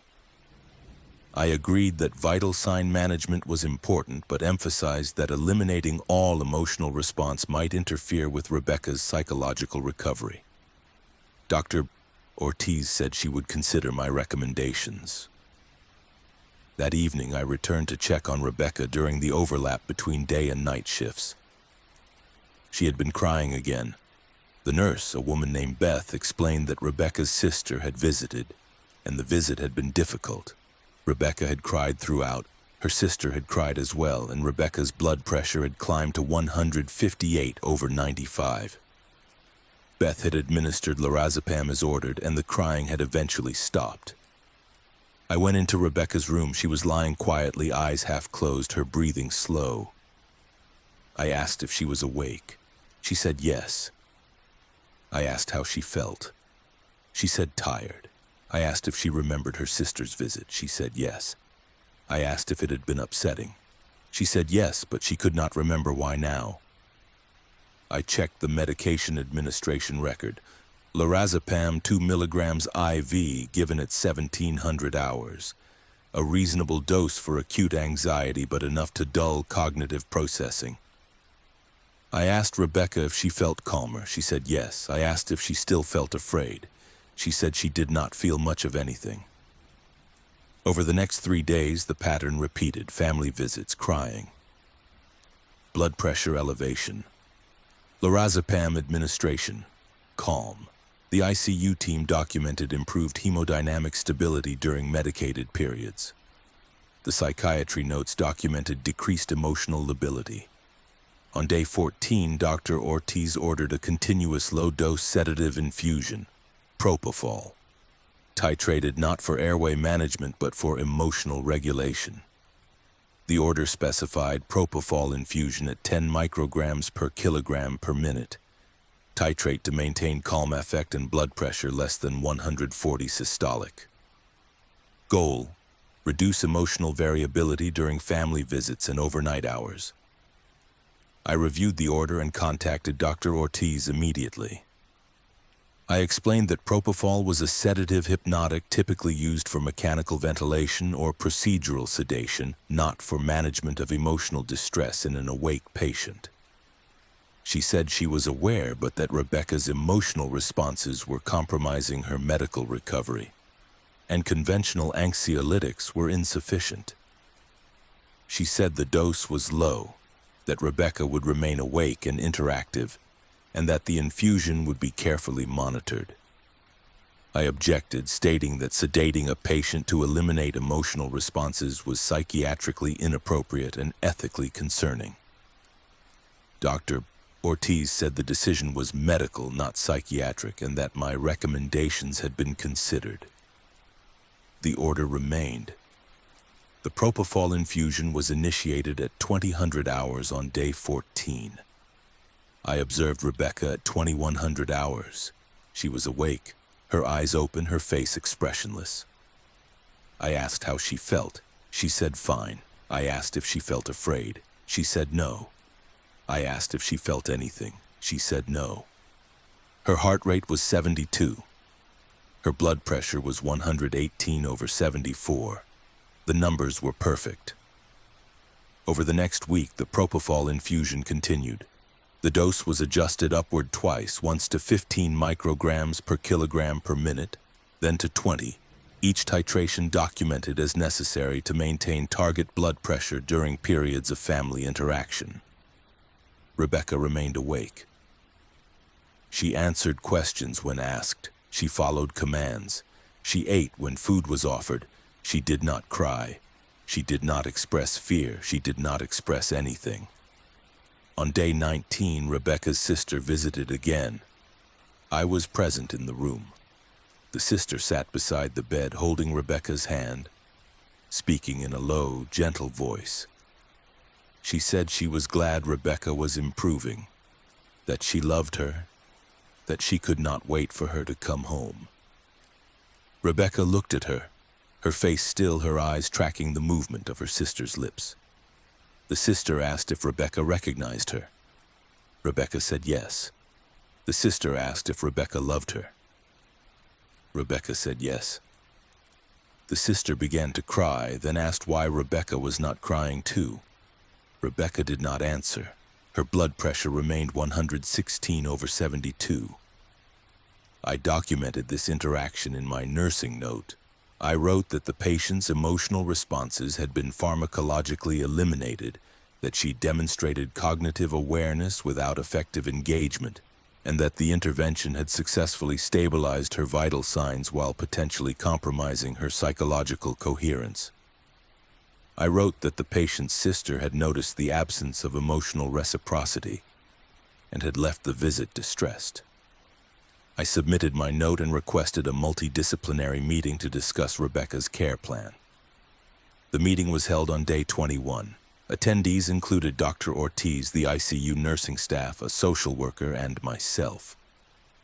Dr. Ortiz presented Rebecca's medical progress: neurologically stable, fractures healing, vital signs controlled, ready for transfer to acute rehabilitation within the next few days. I presented my concerns. I stated that the propofol infusion had effectively rendered the patient emotionally absent, that she no longer demonstrated fear, sadness, joy, or connection, and that this absence was a psychiatric emergency masquerading as medical stability. I stated that the patient's personality had been chemically suppressed, that her family was experiencing this as a loss, and that continuing the infusion would cause long-term psychological harm. Dr. Ortiz responded that the patient's neurological recovery was the priority, that emotional responses could be addressed after medical stability was ensured, and that the propofol would be weaned during the rehabilitation phase. She said the intervention had been successful in achieving its goal. I asked what the goal had been.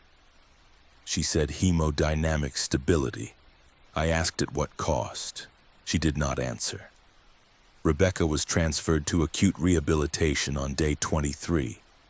The propofol infusion was continued during transport, then weaned over the following 72 hours. I was not involved in her rehabilitation care, but I followed her chart. The rehabilitation notes described her as cooperative, appropriate, and emotionally flat. The psychology consultation completed during her rehab stay noted: patient demonstrates blunted affect, limited emotional range, possible depression secondary to trauma. Recommend outpatient psychotherapy following discharge. Rebecca was discharged home on day 38. I do not know if her emotional capacity returned.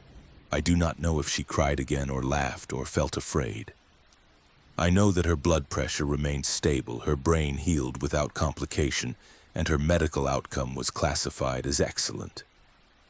I also know that during the 2 weeks she received continuous sedation for emotional compliance, her sister stopped visiting. The social work notes documented that the sister had called, asking why Rebecca seemed like a different person, asking if the brain injury had changed her permanently.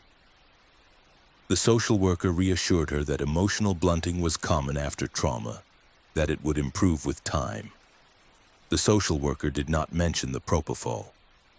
Neither did the discharge summary. I have learned that when a patient's emotions threaten their medical stability, the system will choose stability.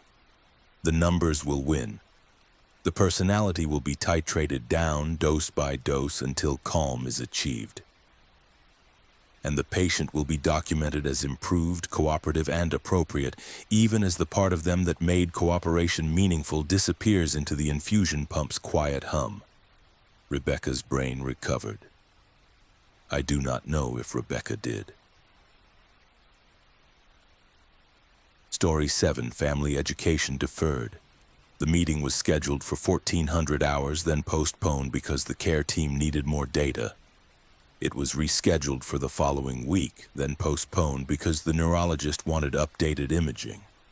It was rescheduled again, then canceled entirely when the patient's brother asked whether his sister was still conscious. No one could answer, so the education was deferred until the question could be clarified, and by the time clarity arrived, there was no family left to educate. I work as a psychiatric liaison nurse at Summit Regional Hospital, a role that involves coordinating care for patients with complex psychiatric needs who are hospitalized in non-psychiatric settings. My responsibilities include facilitating communication between medical teams, psychiatric consultants, patients, and families, particularly when questions of decision-making capacity, goals of care, or psychological support arise. I have held this position for 16 years. Much of my work involves helping families understand what is happening to their loved ones when the medical situation is uncertain, frightening, or evolving in ways that resist clear explanation. In late January, I was contacted by the neuro-ICU social worker regarding a patient whose family was requesting a care conference to discuss prognosis and treatment goals. The patient, Diane Cartwright, age 51, had been admitted 29 days prior following a cardiac arrest at home. She had been resuscitated by paramedics, intubated, and admitted to the ICU. Initial imaging showed global hypoxic brain injury secondary to prolonged cardiac arrest. She had been comatose for the first 2 weeks, then had begun showing signs of wakefulness, including eye-opening, sleep-wake cycles, and intermittent response to stimuli. The medical team was uncertain about the extent of her cognitive recovery, and the family was requesting clear information about her prognosis and level of awareness. The social worker, a woman named Ellen, explained that the family had been asking for a formal meeting for over a week, but the medical team had been reluctant to schedule it due to ongoing uncertainty about Diane's neurological status. Ellen said the family was becoming frustrated, that they needed information to make decisions about long-term care, and that a meeting needed to happen soon. She asked if I could help coordinate the conference and provide psychiatric perspective on Diane's cognitive and emotional state. I agreed. I reviewed Diane's chart beginning with the admission documentation. Cardiac arrest at home, estimated downtime 8 to 10 minutes before EMS arrival. Return of spontaneous circulation achieved after 12 minutes of CPR. Admitted to ICU, cooled per therapeutic hypothermia protocol, rewarmed after 24 hours. Initial neurological exam, comatose, no eye opening, no response to pain, pupils sluggish but reactive.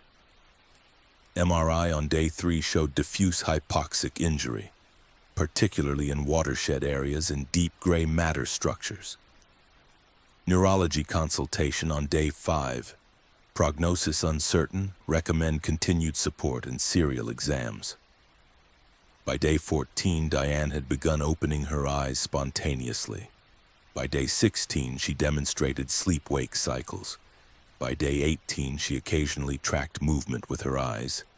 By day 20, she withdrew from painful stimuli.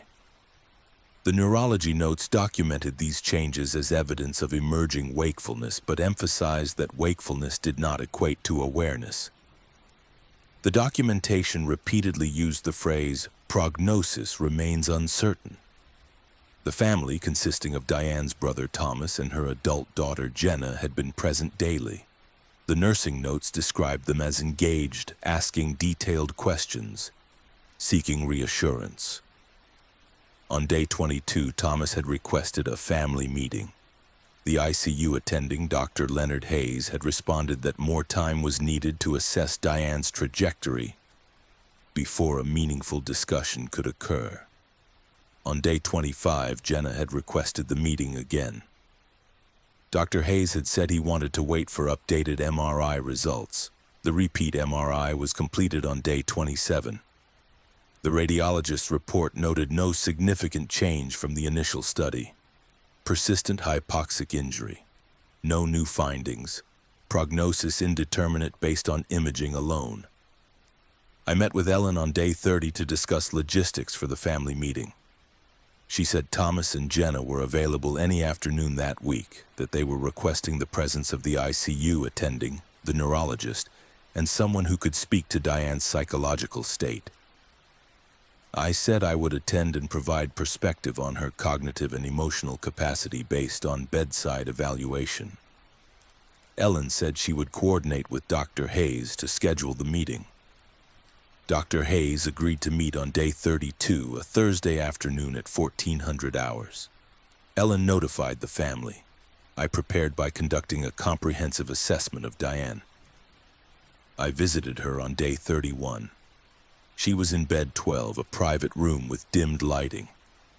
She was lying semi-recumbent, eyes open, gaze directed toward the ceiling.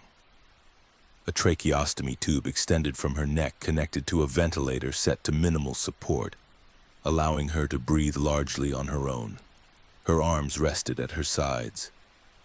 I stood where she could see me, introduced myself, and explained that I was there to understand how she was experiencing her environment.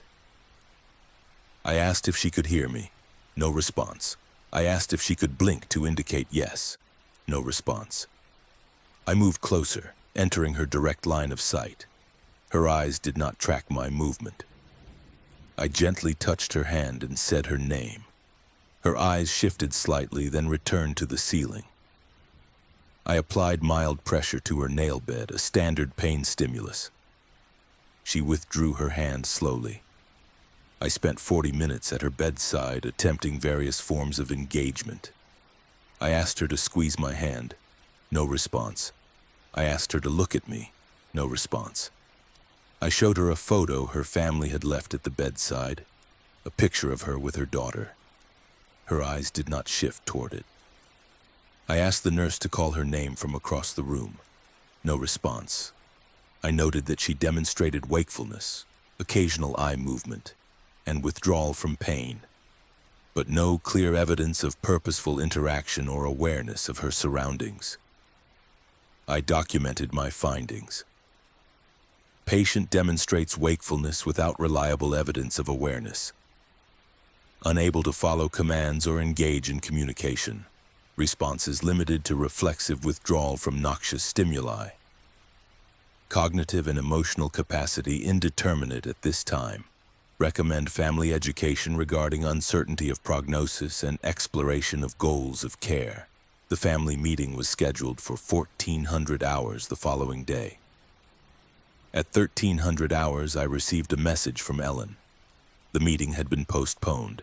Dr. Hayes had requested additional time to review the case with neurology. Ellen said the family had been notified and were disappointed but understanding. I contacted Dr. Hayes to ask what additional information he needed. He said he wanted the neurologist, Dr. Rita Feldman, to examine Diane again before the meeting, to ensure the most current assessment was available. I asked when Dr. Feldman could complete the exam. He said she was scheduled to see Diane that afternoon. Dr. Feldman's exam was documented later that day. Her note read, "Patient demonstrates wakefulness with inconsistent behavioral responses, occasional eye opening, visual tracking absent or minimal, Withdrawal to pain present bilaterally. No evidence of command following. Impression: post-hypoxic encephalopathy with severely impaired consciousness. Prognosis for meaningful recovery uncertain. Recommend continued observation. The family meeting was rescheduled for the following Tuesday, day 36 at 1400 hours. On Monday, day 35, Ellen called me. The meeting had been postponed again. Dr. Hayes wanted updated EEG results before the discussion. The EEG was scheduled for Wednesday. I asked Ellen how the family was responding to the delays. She said they were frustrated, that Thomas had expressed concern that the medical team was avoiding difficult conversations, and that Jenna had asked whether the delays meant her mother's condition was worsening. Ellen had reassured them that the delays were intended to ensure accurate information, not to avoid communication. The EEG was completed on day 38. The report noted background activity slow and disorganized, consistent with severe encephalopathy. No epileptiform activity. Findings consistent with diffuse brain dysfunction. The family meeting was rescheduled for day 40, a Friday afternoon. On Thursday, day 39, I received another message from Ellen. The meeting had been postponed again. Thomas had asked a question during a bedside visit that the team felt needed to be addressed before the formal meeting could proceed. The question was, is my sister conscious? Dr. Hayes had responded that consciousness was a spectrum, that Diane demonstrated wakefulness, but that awareness was difficult to assess. Thomas had asked for clarification. Dr. Hayes had said he would discuss it in detail during the family meeting. Thomas had said he needed to understand now because the meeting kept being delayed and he could not make decisions without understanding whether his sister was aware of her condition. Dr. Hayes had requested a consultation from palliative care to help frame the discussion. The palliative care consultation was scheduled for day 41. The palliative care physician, Dr. Morris, evaluated Diane on day 42. His note read, "Patient in prolonged state of severely impaired consciousness following cardiac arrest and hypoxic brain injury. Prognosis for meaningful recovery poor. Family appears to be seeking clarity regarding patient's level of awareness and potential for improvement. Recommend family meeting to discuss goals of care, including consideration of comfort-focused measures." The family meeting was rescheduled for day 45. On day 44, Ellen called me. The meeting had been postponed indefinitely. Thomas and Jenna had stopped requesting it.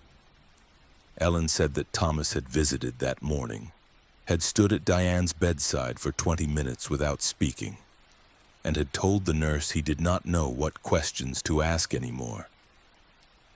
Jenna had not visited in 3 days. I went to see Diane on day 46. She was in the same position, eyes open, gaze unfocused. I stood beside her and said her name. No response. I asked the nurse, a man named Eric, how the family had been.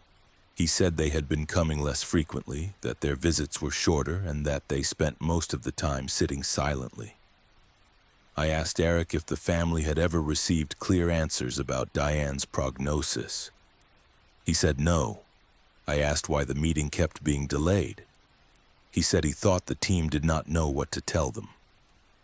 On day 50, Thomas contacted Ellen and said he wanted to proceed with transfer to a long-term acute care facility. He said the doctors had told him Diane was stable, that she did not require ICU-level care, and that she could be managed in a less intensive setting. He said he understood that her prognosis was uncertain, that recovery might not occur, but that he could not keep waiting for answers that never came. Ellen facilitated the transfer. Diane was moved to a long-term care facility on day 53. I followed up with Ellen 1 week later, asking if the family meeting had ever been rescheduled. She said no. I asked if the family had ever received the education they had requested. She said no, not formally. I asked what they had been told. She said they had been told that Diane was stable, that her condition was uncertain, and that time would clarify her prognosis. I asked if anyone had explained what stable meant in the context of severe hypoxic brain injury, or what uncertain meant when wakefulness occurred without awareness. Ellen said she did not think so. I visited the long-term care facility 2 months later as part of a follow-up consultation for another patient. I checked the census and saw Diane's name. I stopped by her room. She was in bed, eyes open, positioned on her side. A feeding tube extended from her abdomen. Her arms were contracted, her hands curled inward. I said her name. No response. I reviewed her chart. The facility documentation described her as awake but unresponsive, requiring total care with no evidence of meaningful interaction. The family visit log showed that Thomas had visited twice in the past month, Jenna once. The most recent social work note stated, "Family contact minimal. No questions or concerns reported." I have learned that family education is sometimes deferred not because information is unavailable, but because the information resists the structure of education. Families ask, is she aware? Will she recover? What should we do? The answers exist in a language the system does not speak. She is awake, but awareness is indeterminate. Recovery is unlikely, but certainty is impossible. Decisions are yours, but guidance requires clarity we cannot provide. So the meeting is postponed, and postponed again. And eventually the family stops asking because asking requires hope that an answer exists, and hope is harder to sustain than silence. Diane remains in long-term care. Her eyes open each day. Her body is maintained. The question of whether she is conscious was never answered, so it was deferred. And in the absence of an answer, she continues in the space where the question no longer matters. Education, I have learned, is not always about providing information. Sometimes it is about protecting the system from questions it cannot answer. And when the family finally stops asking, the education is marked complete. Story 8. Psychiatric clearance pending ICU outcome. The form required 3 signatures: psychiatry, neurology, and critical care.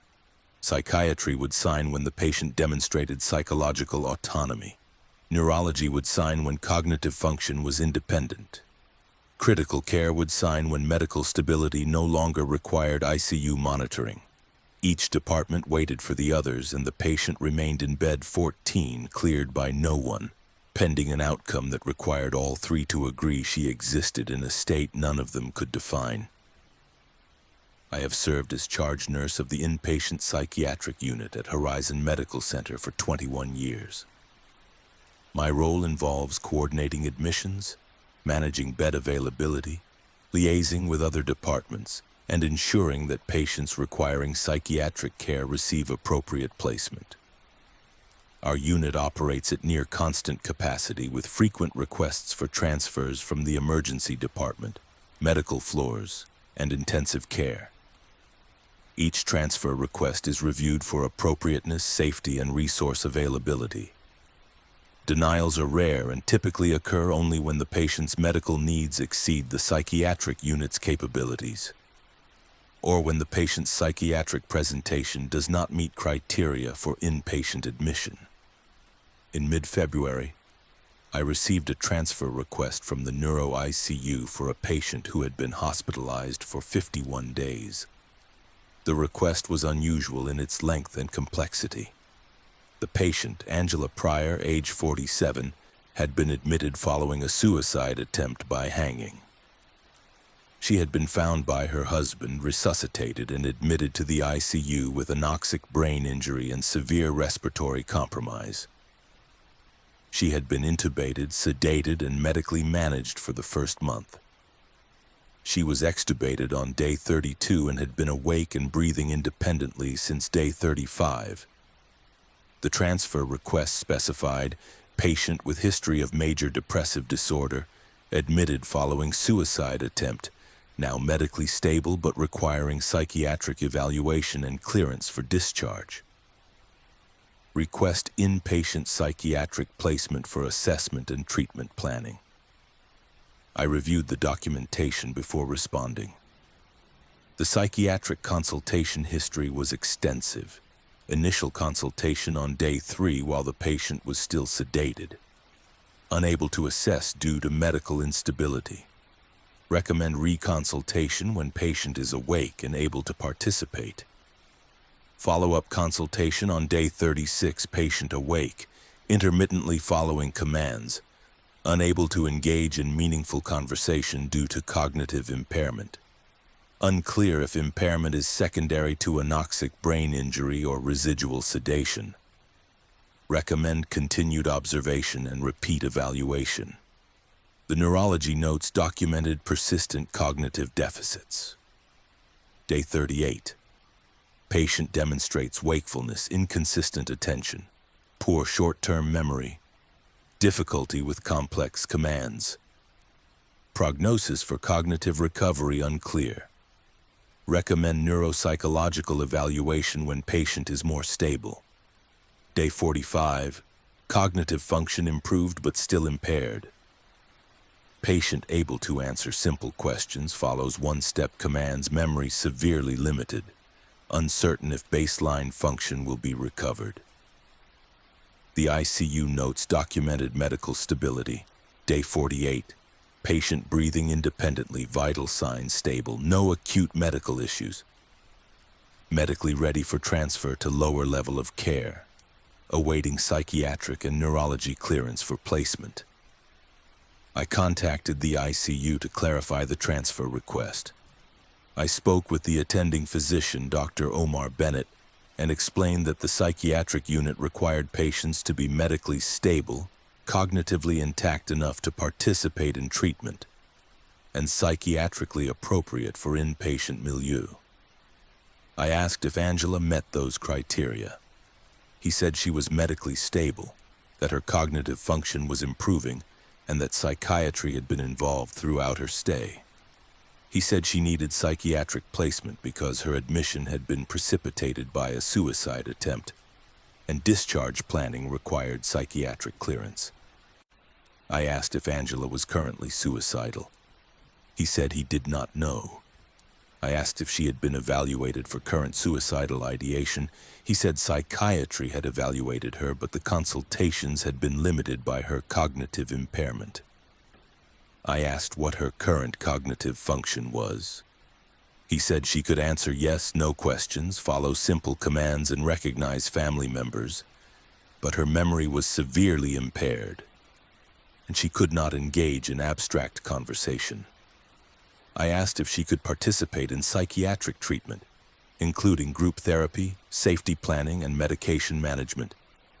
He said he did not know.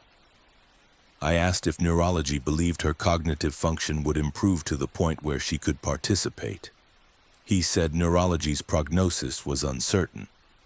I explained that the psychiatric unit could not accept a patient who was unable to engage in treatment due to cognitive impairment, that such a patient would be more appropriate for a neuro-rehabilitation facility or a long-term care setting with psychiatric consultation.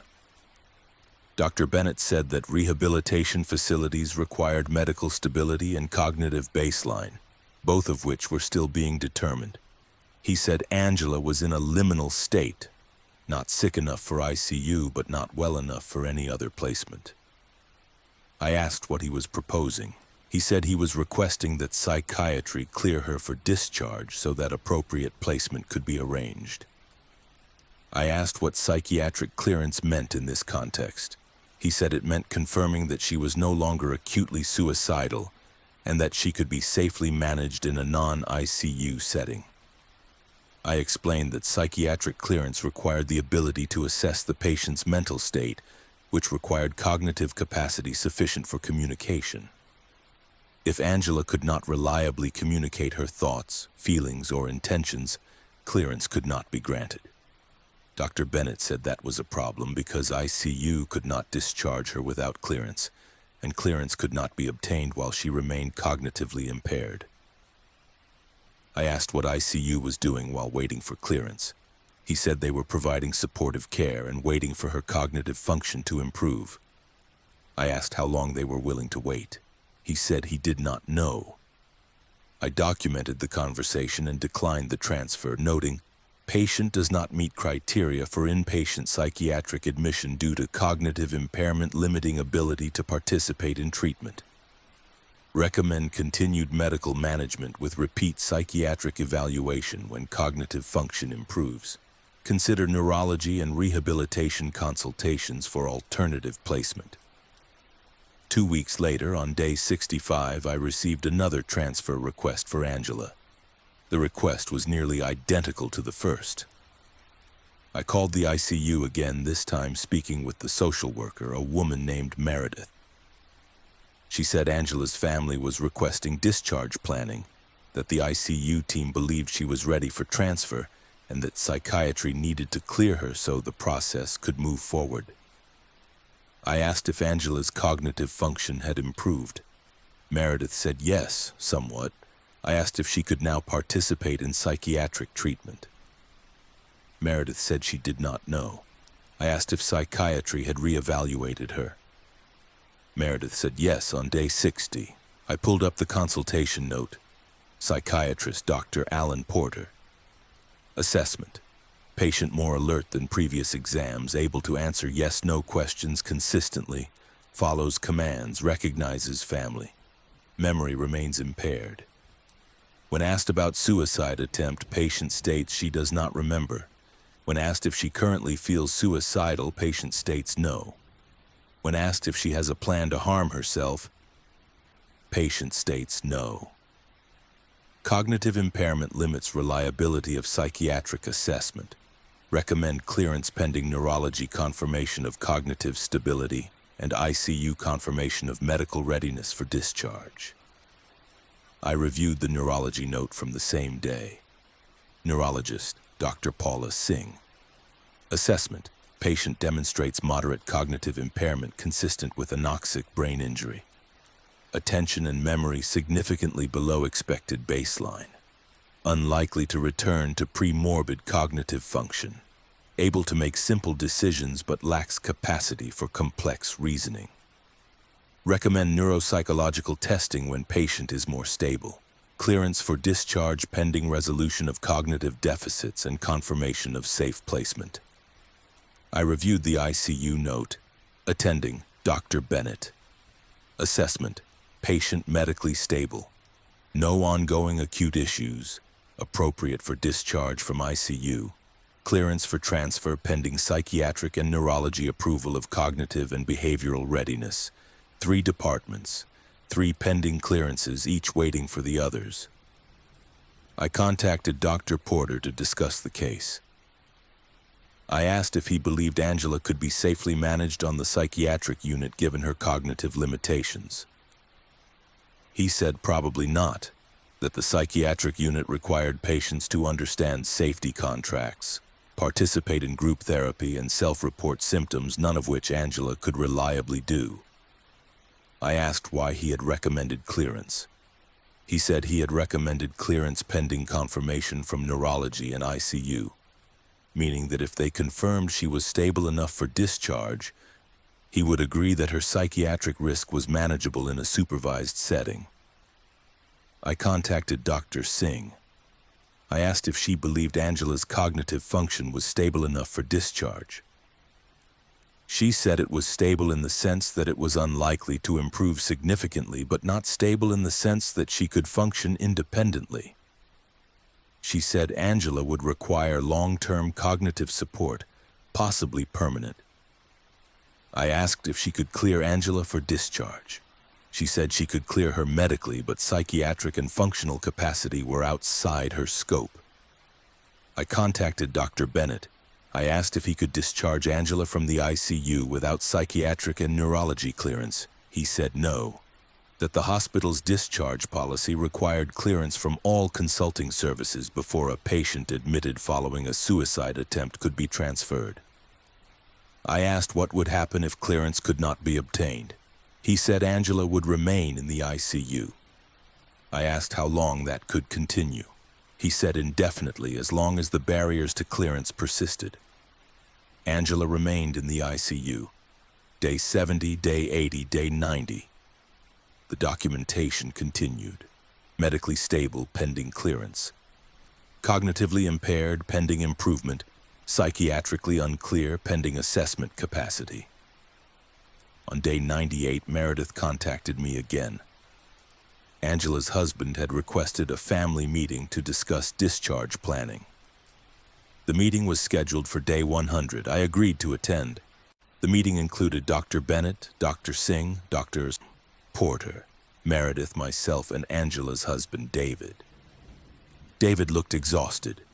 He said he did not understand why Angela was still in the ICU, that she had been medically stable for weeks, and that the doctors kept saying she was ready to leave, but no one would sign the paperwork.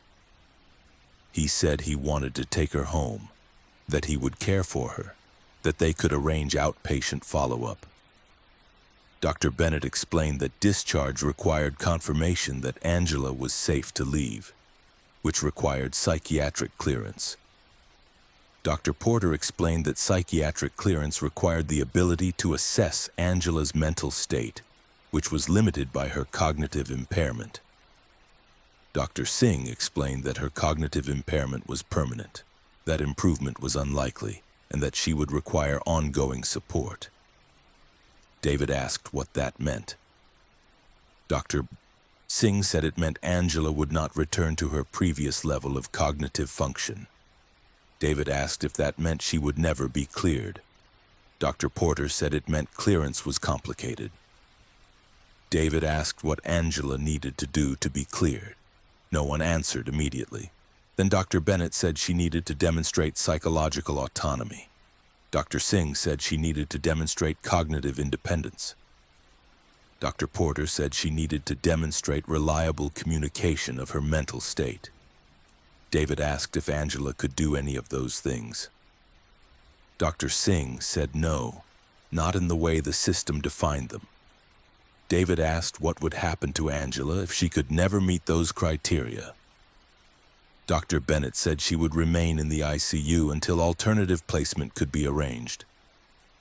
David asked what alternative placement meant. Meredith said it meant a facility capable of managing patients with cognitive impairment and psychiatric history. David asked if such a facility existed. Meredith said yes, but wait lists were long and acceptance required clearance from psychiatry and neurology. David put his head in his hands. He said, "So she stays here forever." No one corrected him. Angela remained in bed 14. Day 110. Day 120. Day 135. The clearance remained pending. The outcome remained undefined. The patient remained present, medically stable, cognitively impaired, psychiatrically unaccessible, and administratively frozen. I visited her on day 140. She was sitting in a chair dressed in hospital clothing, her hair brushed, her face clean. I asked if she knew who I was. She said no. I asked if she knew where she was. She said the hospital. I asked if she knew why. She said no. I asked if she wanted to leave. She said yes. I asked if she knew where she would go. She said no. I asked if she remembered trying to hurt herself. She said no. I asked if she wanted to hurt herself now. She said no. I asked if she understood why people kept asking her that question. She said no. I documented the interaction. I wrote that the patient remained unable to engage in meaningful psychiatric assessment due to cognitive impairment. That clearance could not be granted in the absence of reliable communication, and that the patient appeared destined to remain in the ICU indefinitely, pending an outcome that required capacity she no longer possessed. Angela is still there, day 163 at last count. Psychiatry will clear her when she demonstrates autonomy. Neurology will clear her when cognition stabilizes into something recognizable. ICU will clear her when someone else defines what stable means.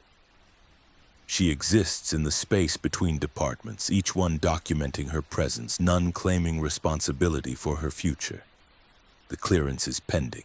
It has always been pending.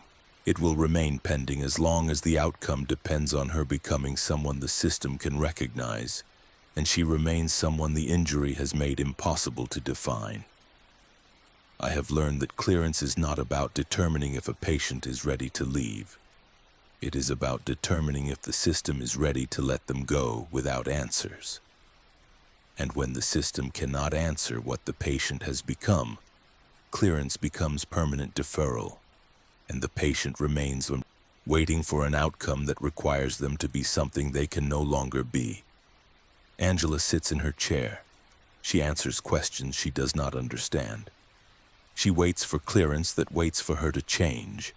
And the ICU, the psychiatry unit, and neurology all agree she is stable, improving, and pending. None can say toward what.